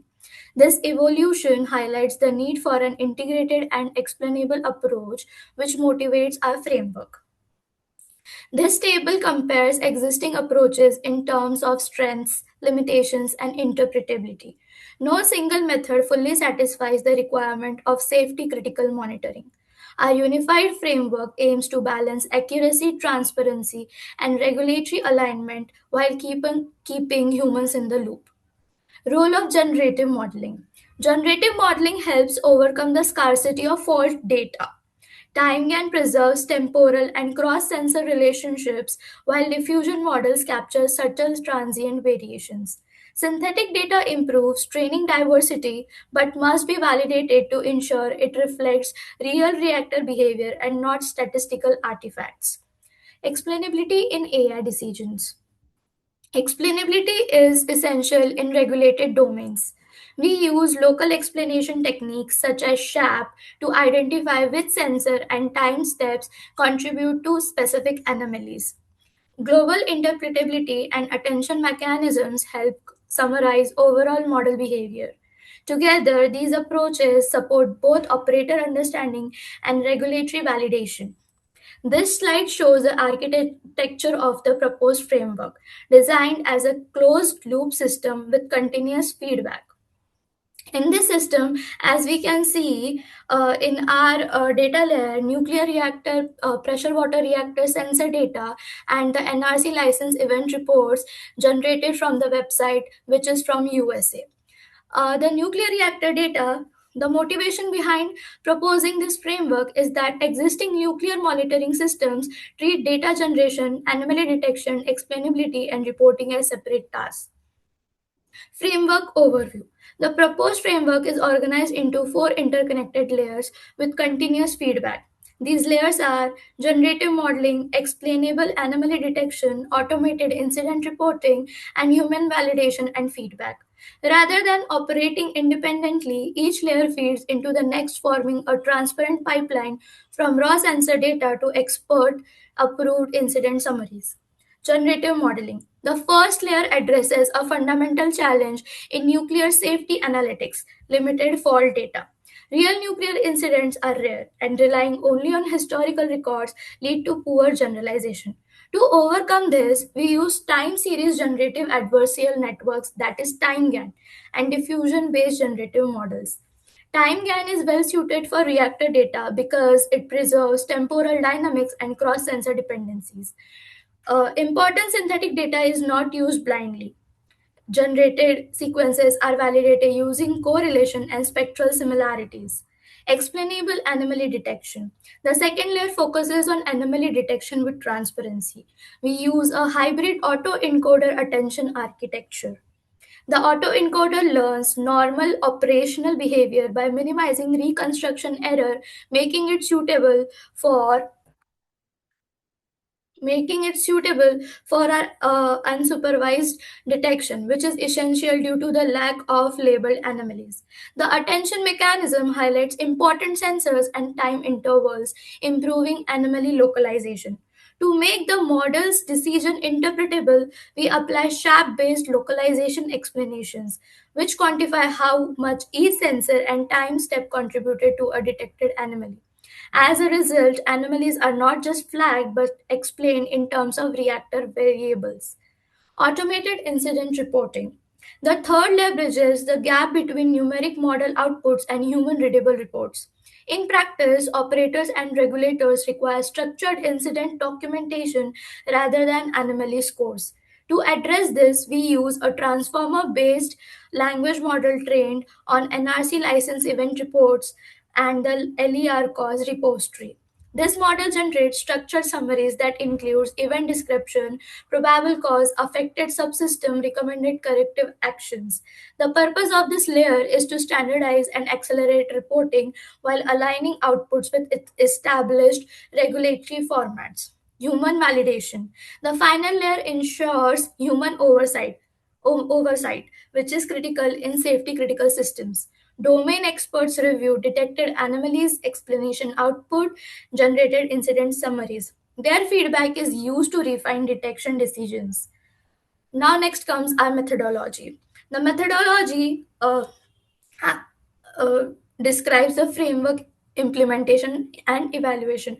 Data sources.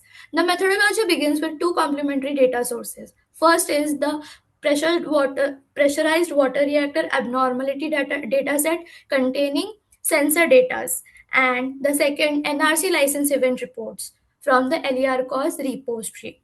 Together, these data sets allow to combine quantitative sensor behavior with qualitative operational context. Our data preparation. For sensor data preprocessing includes cleaning and interpolation of missing values, noise smoothing and normalization, and segmentation into overlapping time windows. For textual data, reports are standardized and tokenized, annotated with domain-specific terminology, structured by event type, subsystem, and severity. Model training follows a modular but integrated process. First, generative models are trained to augment rare fault scenarios. Next, the hybrid autoencoder attention model is trained on the augmented data set to learn normal behavior and detect deviations. Finally, the reporting model is trained on historic NRC reports to learn regulator aligned language patterns. Domain constraints and expert insights guide training to prevent unrealistic or misleading outputs. Evaluation is conducted across multiple dimensions. Synthetic data is evaluated using statistical similarity measures. Anomaly detection performance is assessed using precision, recall, and robustness where labels are available. As such, for now, the labeled dataset is not available in nuclear reactors, but in future, we can say after the anomalies are detected very nicely, we can have the labeled data set for supervised learning. Explainability is evaluated based on stability and expert interpretability. Generated reports are reviewed for regulatory conformity and factual correctness. This multi level evaluation ensures practical usability, not just numerical performance. Methodology ensures that data scarcity is responsibly addressed, detection remains interpretable, reporting aligns with regulatory standards, human expertise remains central. Together, the proposed framework and methodology provide a transparent, traceable, and deployable approach to AI driven nuclear safety monitoring. Next comes our key benefits. Our key benefits, as we can see, is improved fault exposure as we have more synthetic data generated by TimeGAN. We can have faster diagnosis of anomalies, and we can have traceable documentation in NRC formats, which are the license event reports, which can Sorry be. to interrupt you, but you have 1 minute to conclude your presentation. Okay. It's just done, just 2 slides more. The conclusion is this unified framework represents a pivotal advancement for nuclear reactor safety monitoring. It integrates generative modeling, explainable detection, and structured reporting, and it addresses fundamental gaps in the current approaches. So, this is what it is. Thank you. Thank you so much for your presentation. So, do you have any questions? Yeah, a few questions. Alisha, do you have any results to report here? that you work? Actually, no, this is a review-based paper with a proposed framework. Not yet prototype is developed. Okay. A second thing you mentioned about the LM based insurance reporting. So which LM you're planning to use? Uh, as such, we are thinking of GPT-5, I guess, Okay. but not yet developed. All right. Okay. Thank you. Thank you so much for your presentation. Next, do we have S. Kumar to present his paper? Title Energy Efficient Multiplexer Design for Resource Constrained IoT Processors Using Out of Phase Nanomagnets. S. Kumar, are you ready now? We cannot hear you.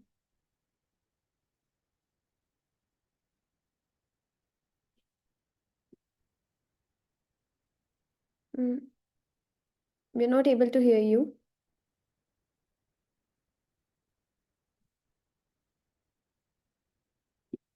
You can ask any of your co-authors to speak if there is any kind of mic issue from your end.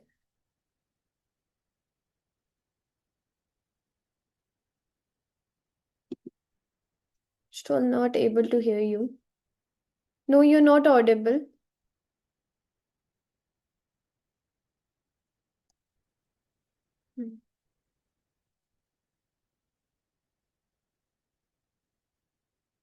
Hmm. You're audible from none of your devices.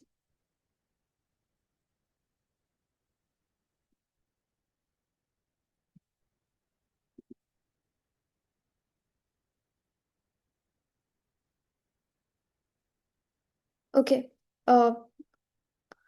We can have your presentation after the next presentation because then that would be the last one.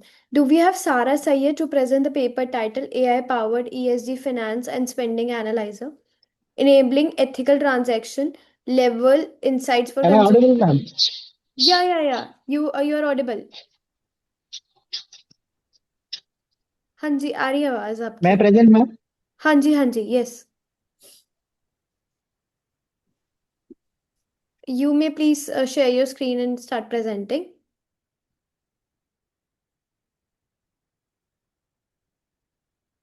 Can you share your screen? Yes, ma'am. Yeah.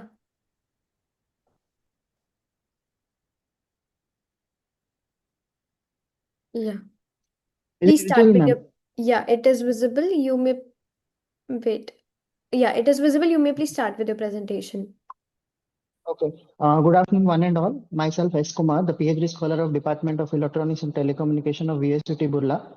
So my presentation is energy efficient multiplexer design for the resource constrained IoT processor using out of phase nanomagnetic logic. The paper ID is 1433.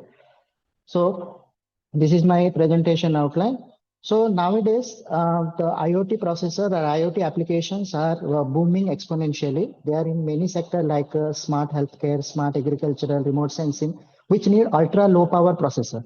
So for this low ultra power processor, we need an energy constrained or energy strict budget devices. Okay, so the primary design objective is dependent on the battery powered or the energy harvesting system. So for that purpose, we need a least energy efficient digital system, so that can be used in your digital processor. So coming to the mind, the first design methodology is CMOS because it is versatile, maturity, scalability, and wide sense of adoption. But due to it will bring the speed and density, but with that it will come with the many disadvantages like subthreshold leakage and oxide breakdown, IDBL, and lithography misalignment. Clear. So in order to avoid this, the Moore's law states that every two year it will be the transistor size will be get halved. So now the time in 2021 it is declared that the Moore's law is got failed for the reducing of the size. So for that purpose, the stakeholder and the industry person need a new technology for the improvement of the design performance. So for that, we will have the FinFET, SCT, CNT, MJT, QCA, and NML. On that, NML is more preferred for the devices because all the devices are working on the voltage and the current parameter, but NML is only a devices which is working on nanomagnets or the magnetic orientation. It means that the state of the magnetic orientation will change according to the magnet orientation. If it is parallel, it is logic 0. If it is anti-parallel, it will logic 1. Under that basis, the NML can be divided into two types. One is your INML, other one is PNML. INML is your in plane or in phase nanomagnetic logic, parallel, perpendicular or out of phase nanomagnetic logic. So now come to the mind that many researchers have already posted the PNML is more preferred over INML. Why? Because PNML is working on the staggering phase clock. It means the clock was not given simultaneously. They are giving in a phase delay. Next, it is non-volatile, low power and low energy and high density and high reliability system. Why it is high density? Because it is working on the multi-layer system, layer 0, layer 1. You can add many layers in the systems. So PNML is more preferred. So in order to, since you are working in the CAD technology, there are many softwares are available which is working on the NMAC software, this CAD technology. On that you will have NMAC, OOFM, MMF and MUMAX, many softwares are, but the already stated that these softwares are only working for the simple circuit. It is not applicable for the complicated circuit, will not get a valid result. For that purpose, we introducing a new software technique that is your MACCAD, Magnetic Computer Aided Design, which is designed by the Topilo Nano, and it is a user-friendly, free, open sources available. It is a wide range of features. It is extracted, VHDL netlist are easily extracted from the file itself. Okay? So as the CAD has the many CAD has the many components, the MACCAD is also having many components like your inverters, nuclear center, domain valve, corner magnet, via magnet, N connection, T connection, X connection, and pad magnet and a fixed 0. As the name implies, inverter will do the inverting operation. Nuclear center will generate the output to generate or transmit the output. Domain valve for the connection. Corner magnet, T magnet, and X magnet for the 90-degree 3-direction and the 4-direction connection. Pad magnet will connect it to the terminals, input or output terminal. Fixed 0 and fixed 1 is for the logic 0, the logic 1. So when you have the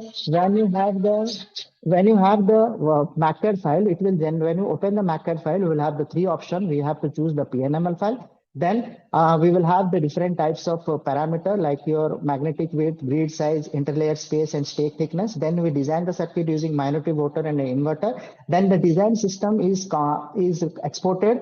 Then we will generate these 5 files automatically generated: definition file, library file, entity file, test bench file, and the very other text files. Okay. So then these files are, when it handed over to the Vivado software, we will generate the simulation for the verification. Okay. So NML provide or MACCAD provide the two basic components for the designing, only two basic components, that is your minority voter and inverters.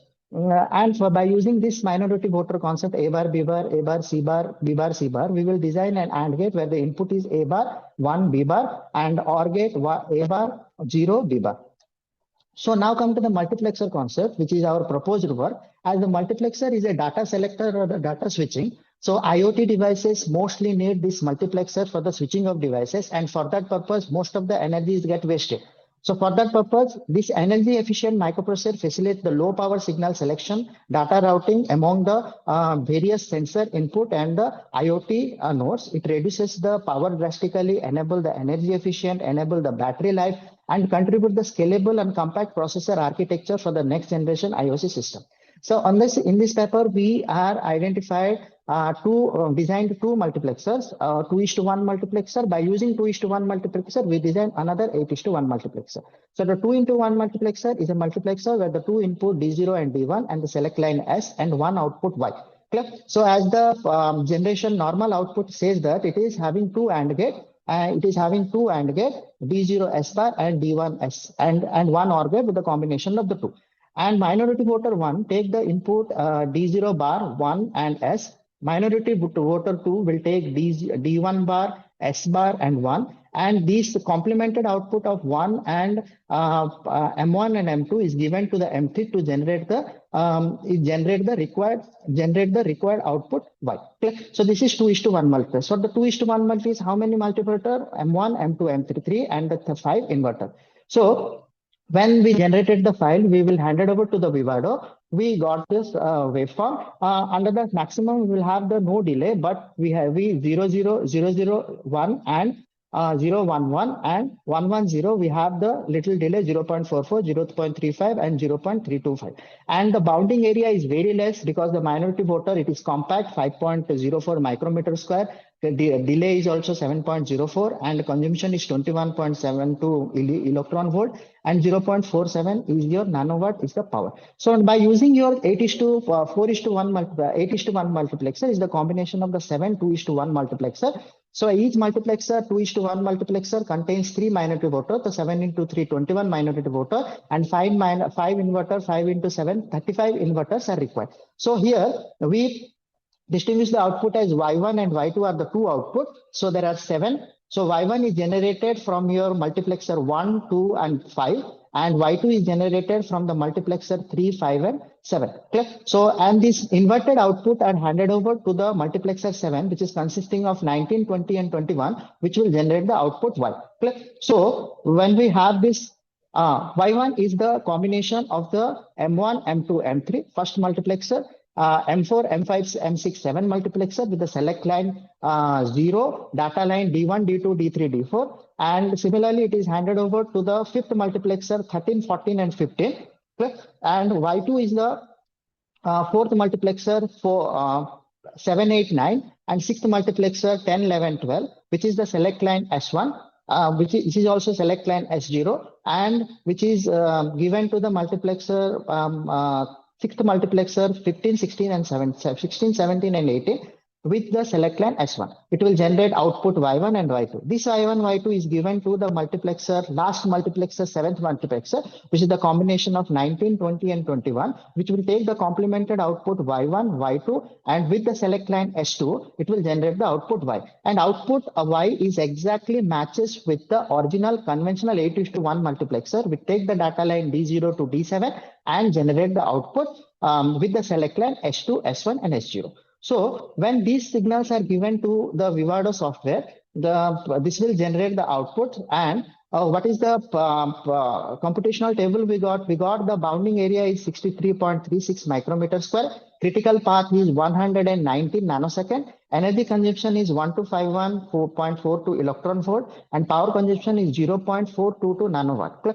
And we got the maximum, all the possibility output. We got the delay is very less, but 000 combination and 011, 100 and 111, we got 0.46, 0.18, 0.12, 0.83 microsecond delay. So you will find the 4 different terms here: bounding area, critical path, energy consumption, power consumption. Where we got this? The bounding area, the previous I told you, it will generate the 5 files. On the text file, we will have the bounding. On the text file, we will have the bounding area. Critical path can be calculated from 1 by alpha, gamma, H0 AN. H0 AN is by default in the definition file, and alpha is your Gilbert's damping for the cobalt platinum, because in the nanomagnet we are using cobalt platinum, and gamma is your gyrometric ratio. Clear? So alpha is approximately 0.05 and it is 1.28 in 10 to the power minus 23. Energy consumption, we will have the 2 types of energy available for the nanomagnet. One is your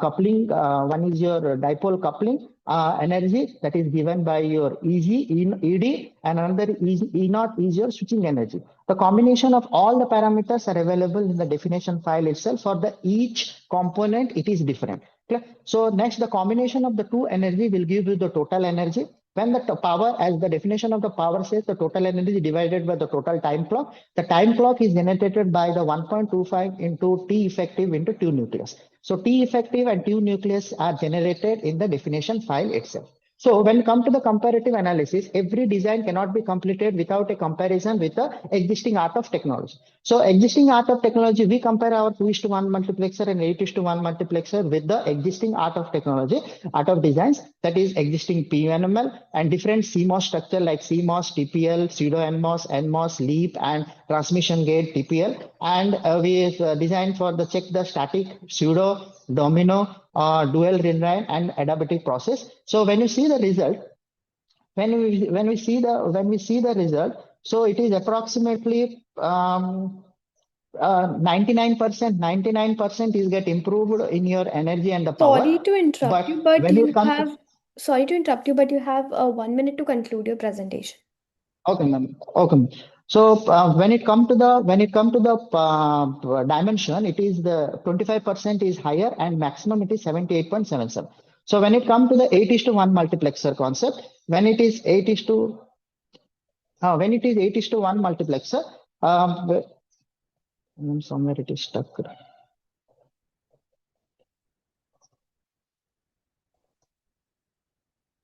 Thank you Just a so second, much ma'am, for please. your yeah, okay.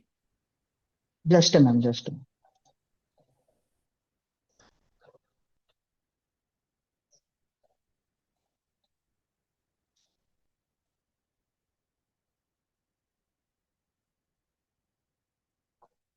When it is 8:1 multiplexer, here also the power is getting more enhanced and reduced power and the distance. So the conclusion, we can conclude that the existing, our proposed 2:1 multiplexer, 8:1 multiplexer, the energy power and the area is much more reduced, but we can have a trade-off that the propagation delay is not at all improved. We cannot say not improve, but it in terms of nanosecond. So, but the PNML is provide a high versatility, temperature efficient and the temperature stability, which is very much efficient for the IoT processor application.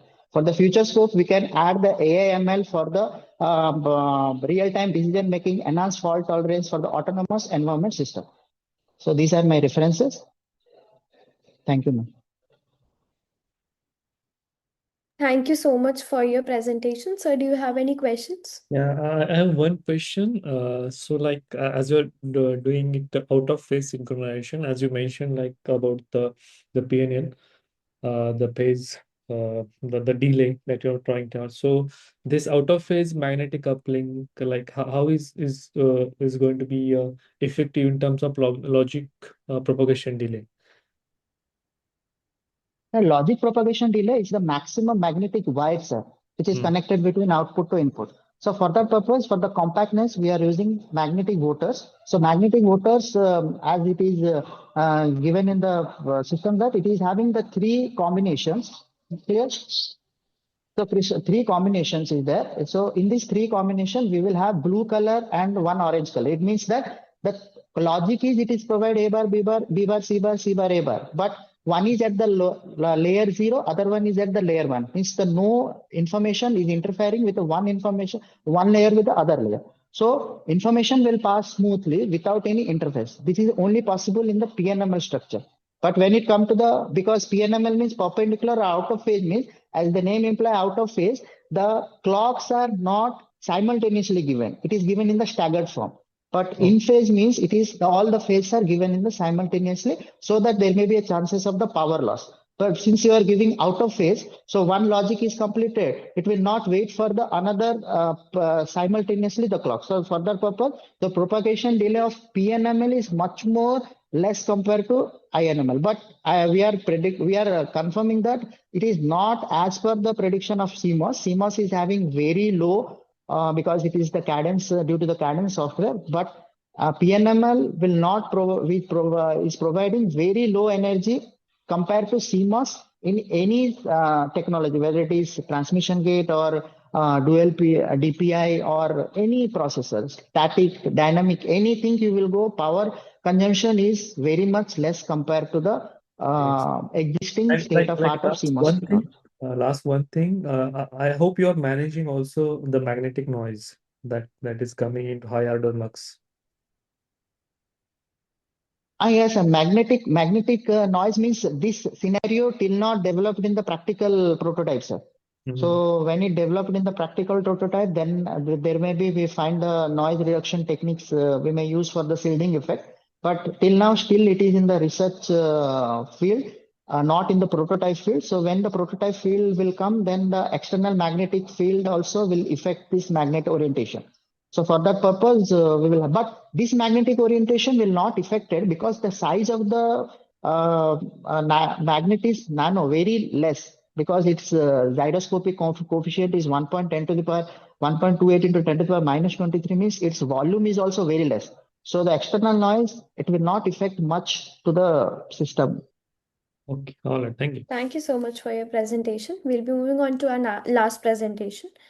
Do we have Sarah Sayer to present the paper? Yes, hello, I'm here.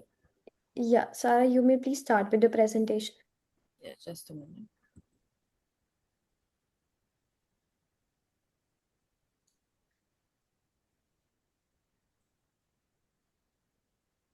Is my screen visible? Yeah, screen is visible. You may start. 1 minute.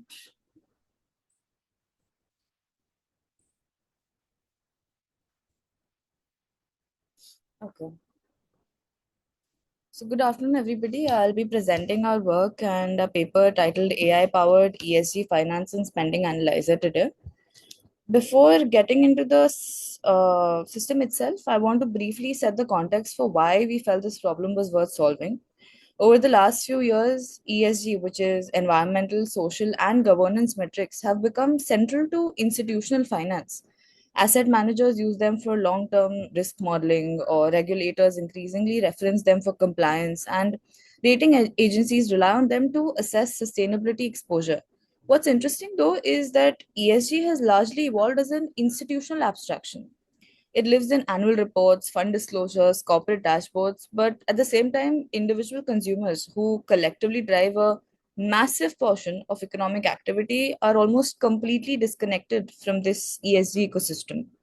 People make dozens of spending decisions every week: where to eat, what to buy, which services to use, yet they have virtually no visibility into the ethical or the sustainability implications of these decisions.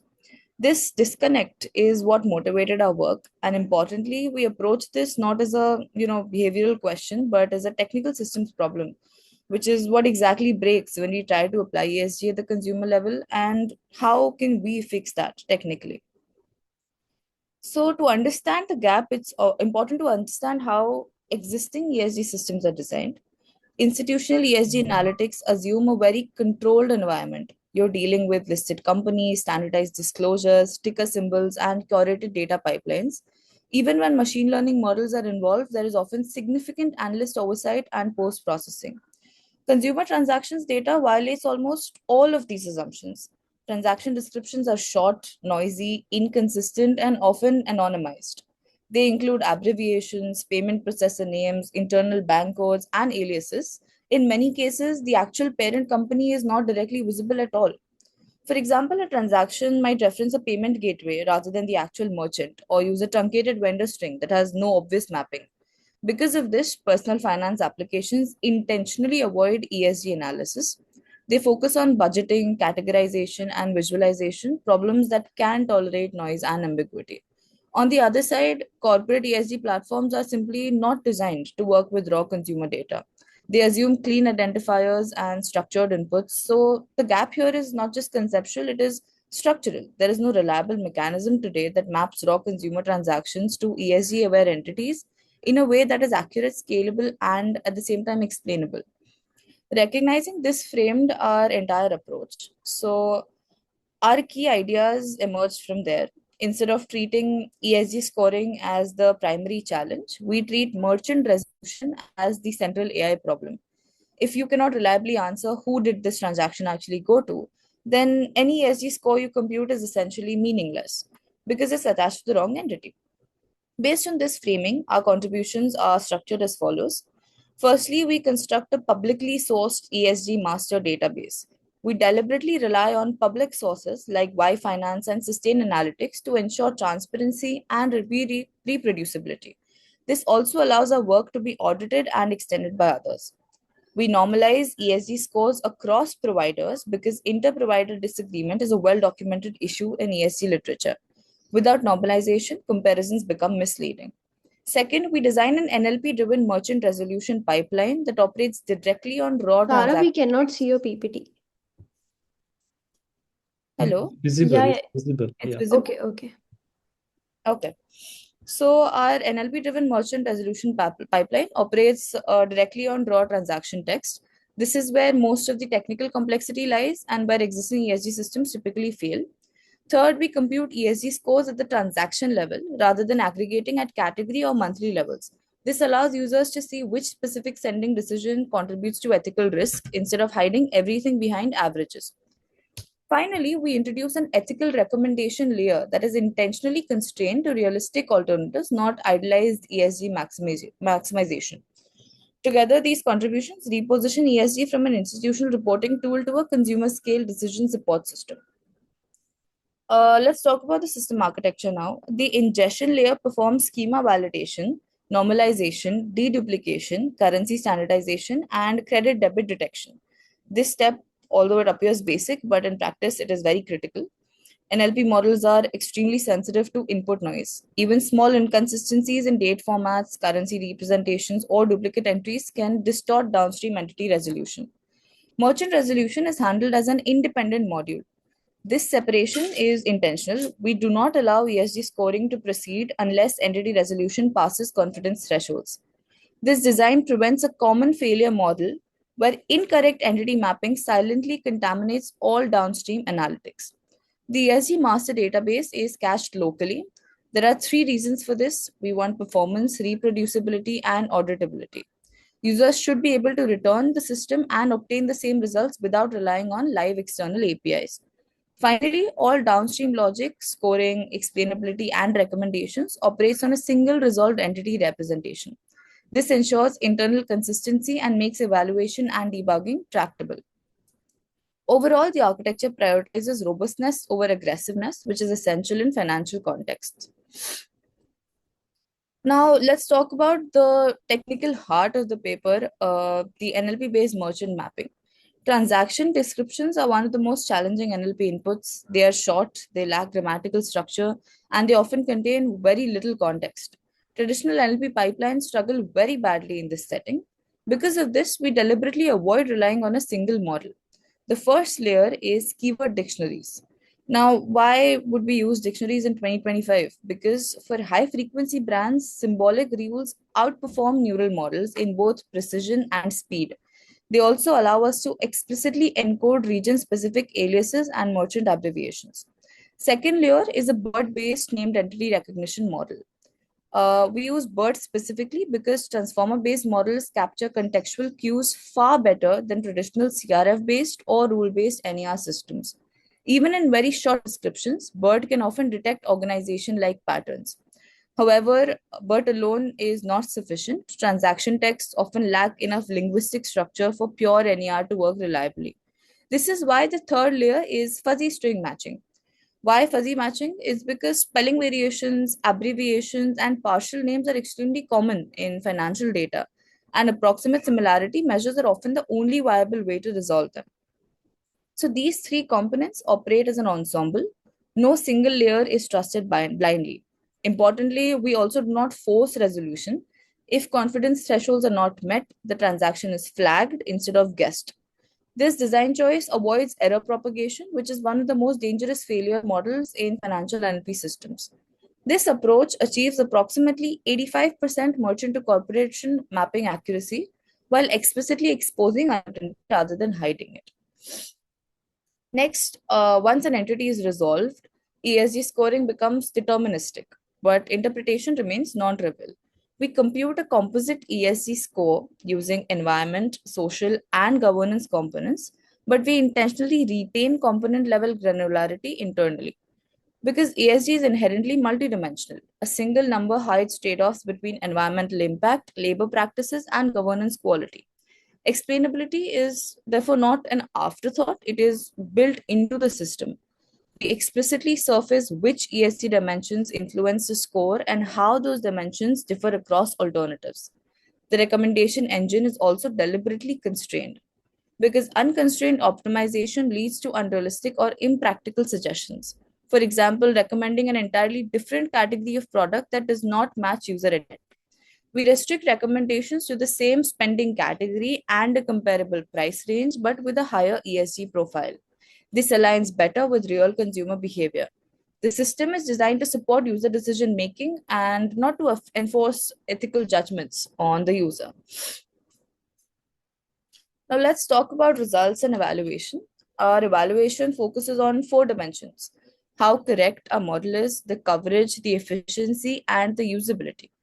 Merchant resolution, as discussed above, achieves 85% accuracy, which is notable given the lack of structured identifiers. Importantly, we prioritize precision over forced coverage. About 15% of the transactions remain unresolved, typically involving local merchants or ambiguous strings. We consider this uncertainty preferable to misattributing ESG scores. ESG coverage reaches 78% of the transactions, but this varies significantly across categories.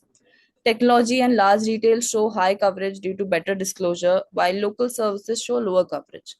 From a performance perspective, caching resolved entities and ESG lookups reduces runtime by approximately 72% on repeated executions. Analytically, around 22% of the transactions are flagged as low ESG. This suggests that a non trivial portion of everyday spending carries ethical risk that users are typically unaware of. For these transactions, the system suggests an average of 2.7 viable alternatives, constrained by category and price similarity. A small user study indicates that users consistently value interpretability and transparency more than raw scope precision. When compared to existing tools, the novelty in our model lies in Sorry the to interrupt you, but you have 1 minute to conclude your presentation. Okay. Not any single component. Budgeting apps operate at the consumer level, but they ignore ESG entirely. Corporate ESG dashboards are powerful, but they assume structural corporate data. We have combined the two rather than any one algorithm, which is what defines the contribution of our work. Now, the future work is practical, embedding ESG insights into everyday financial decisions. From a research perspective, this work opens several directions. Multilingual merchant resolution would allow system to operate across regions and banking systems. We have privacy preserving federated ingestion, expanded ESG coverage. All of these extensions build naturally on the current architecture without requiring fundamental redesign. And of course, to conclude, this paper demonstrates that ESG analytics can be meaningfully extended to consumer spending by treating merchant resolution as a first-class AI problem and pairing it with explainable ESG reasoning. We show the transaction level ESG insight is feasible, interpretable, and actionable. These are some key references that we've utilized. Thank you. Thank you so much for your presentation, sir. Yeah. So I have one question, Sarah, for you. Like, from where have you collected this ESG data, and how did you validate its accuracy and consistency? So we've utilized publicly available data sources as much as we could. Y Finance has ESG scoring for most publicly listed companies. So we've scraped data from there. And there's also Sustain Analytics, which is the third party that works on contributing or supposedly assigning ESG scores to big companies, which we have requested data from and gotten data from there. All right. Okay, thank you. Thank you so much for your presentation. Okay. So, I sincerely want to thank our authors for their excellent presentations and contribution to the session, and all our participants for being a part of this international conference. I hope this session was informative enough for all of you. We, on the behalf of the whole team, thank you for your support during this 10th version and all the previous 9 versions of the conference. We will be happy to have you in the 11th version in 2026 as well. All the presenters would be getting the digital certificates through email within 2 working days. The publication will be live within 7 to 8 months. So kindly cooperate with the team of ICTCS 2025. I would also like to take a moment to thank our session chair, Professor Nagesh, for chairing this session. So this is a token of appreciation to the chair on the behalf of team ICTCS 2025 and Global Knowledge Research Foundations and partners.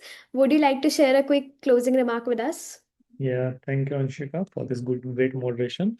As we are coming to the conclusion of this session, I would like to express my appreciation to all the presenters for their insightful and I can say high quality contributions. I have seen that diversified concepts in this session where I can see the depth of the research and the clarity of the presentations from all the participants considering the theme of this conference.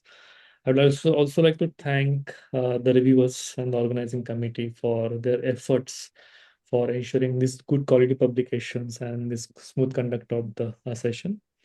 And I would like to conclude on the note like this kind of sessions opens the opportunities for the collaborative and the future research. I wish all the best and success for all the presentations in their future endeavors. Thank you.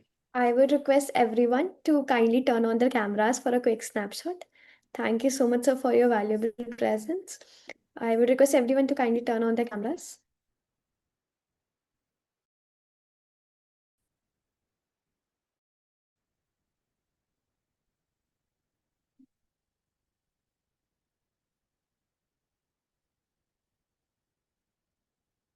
Thank you so much, everyone. Stay safe. Take care. Thank you. Thank you. Thank you.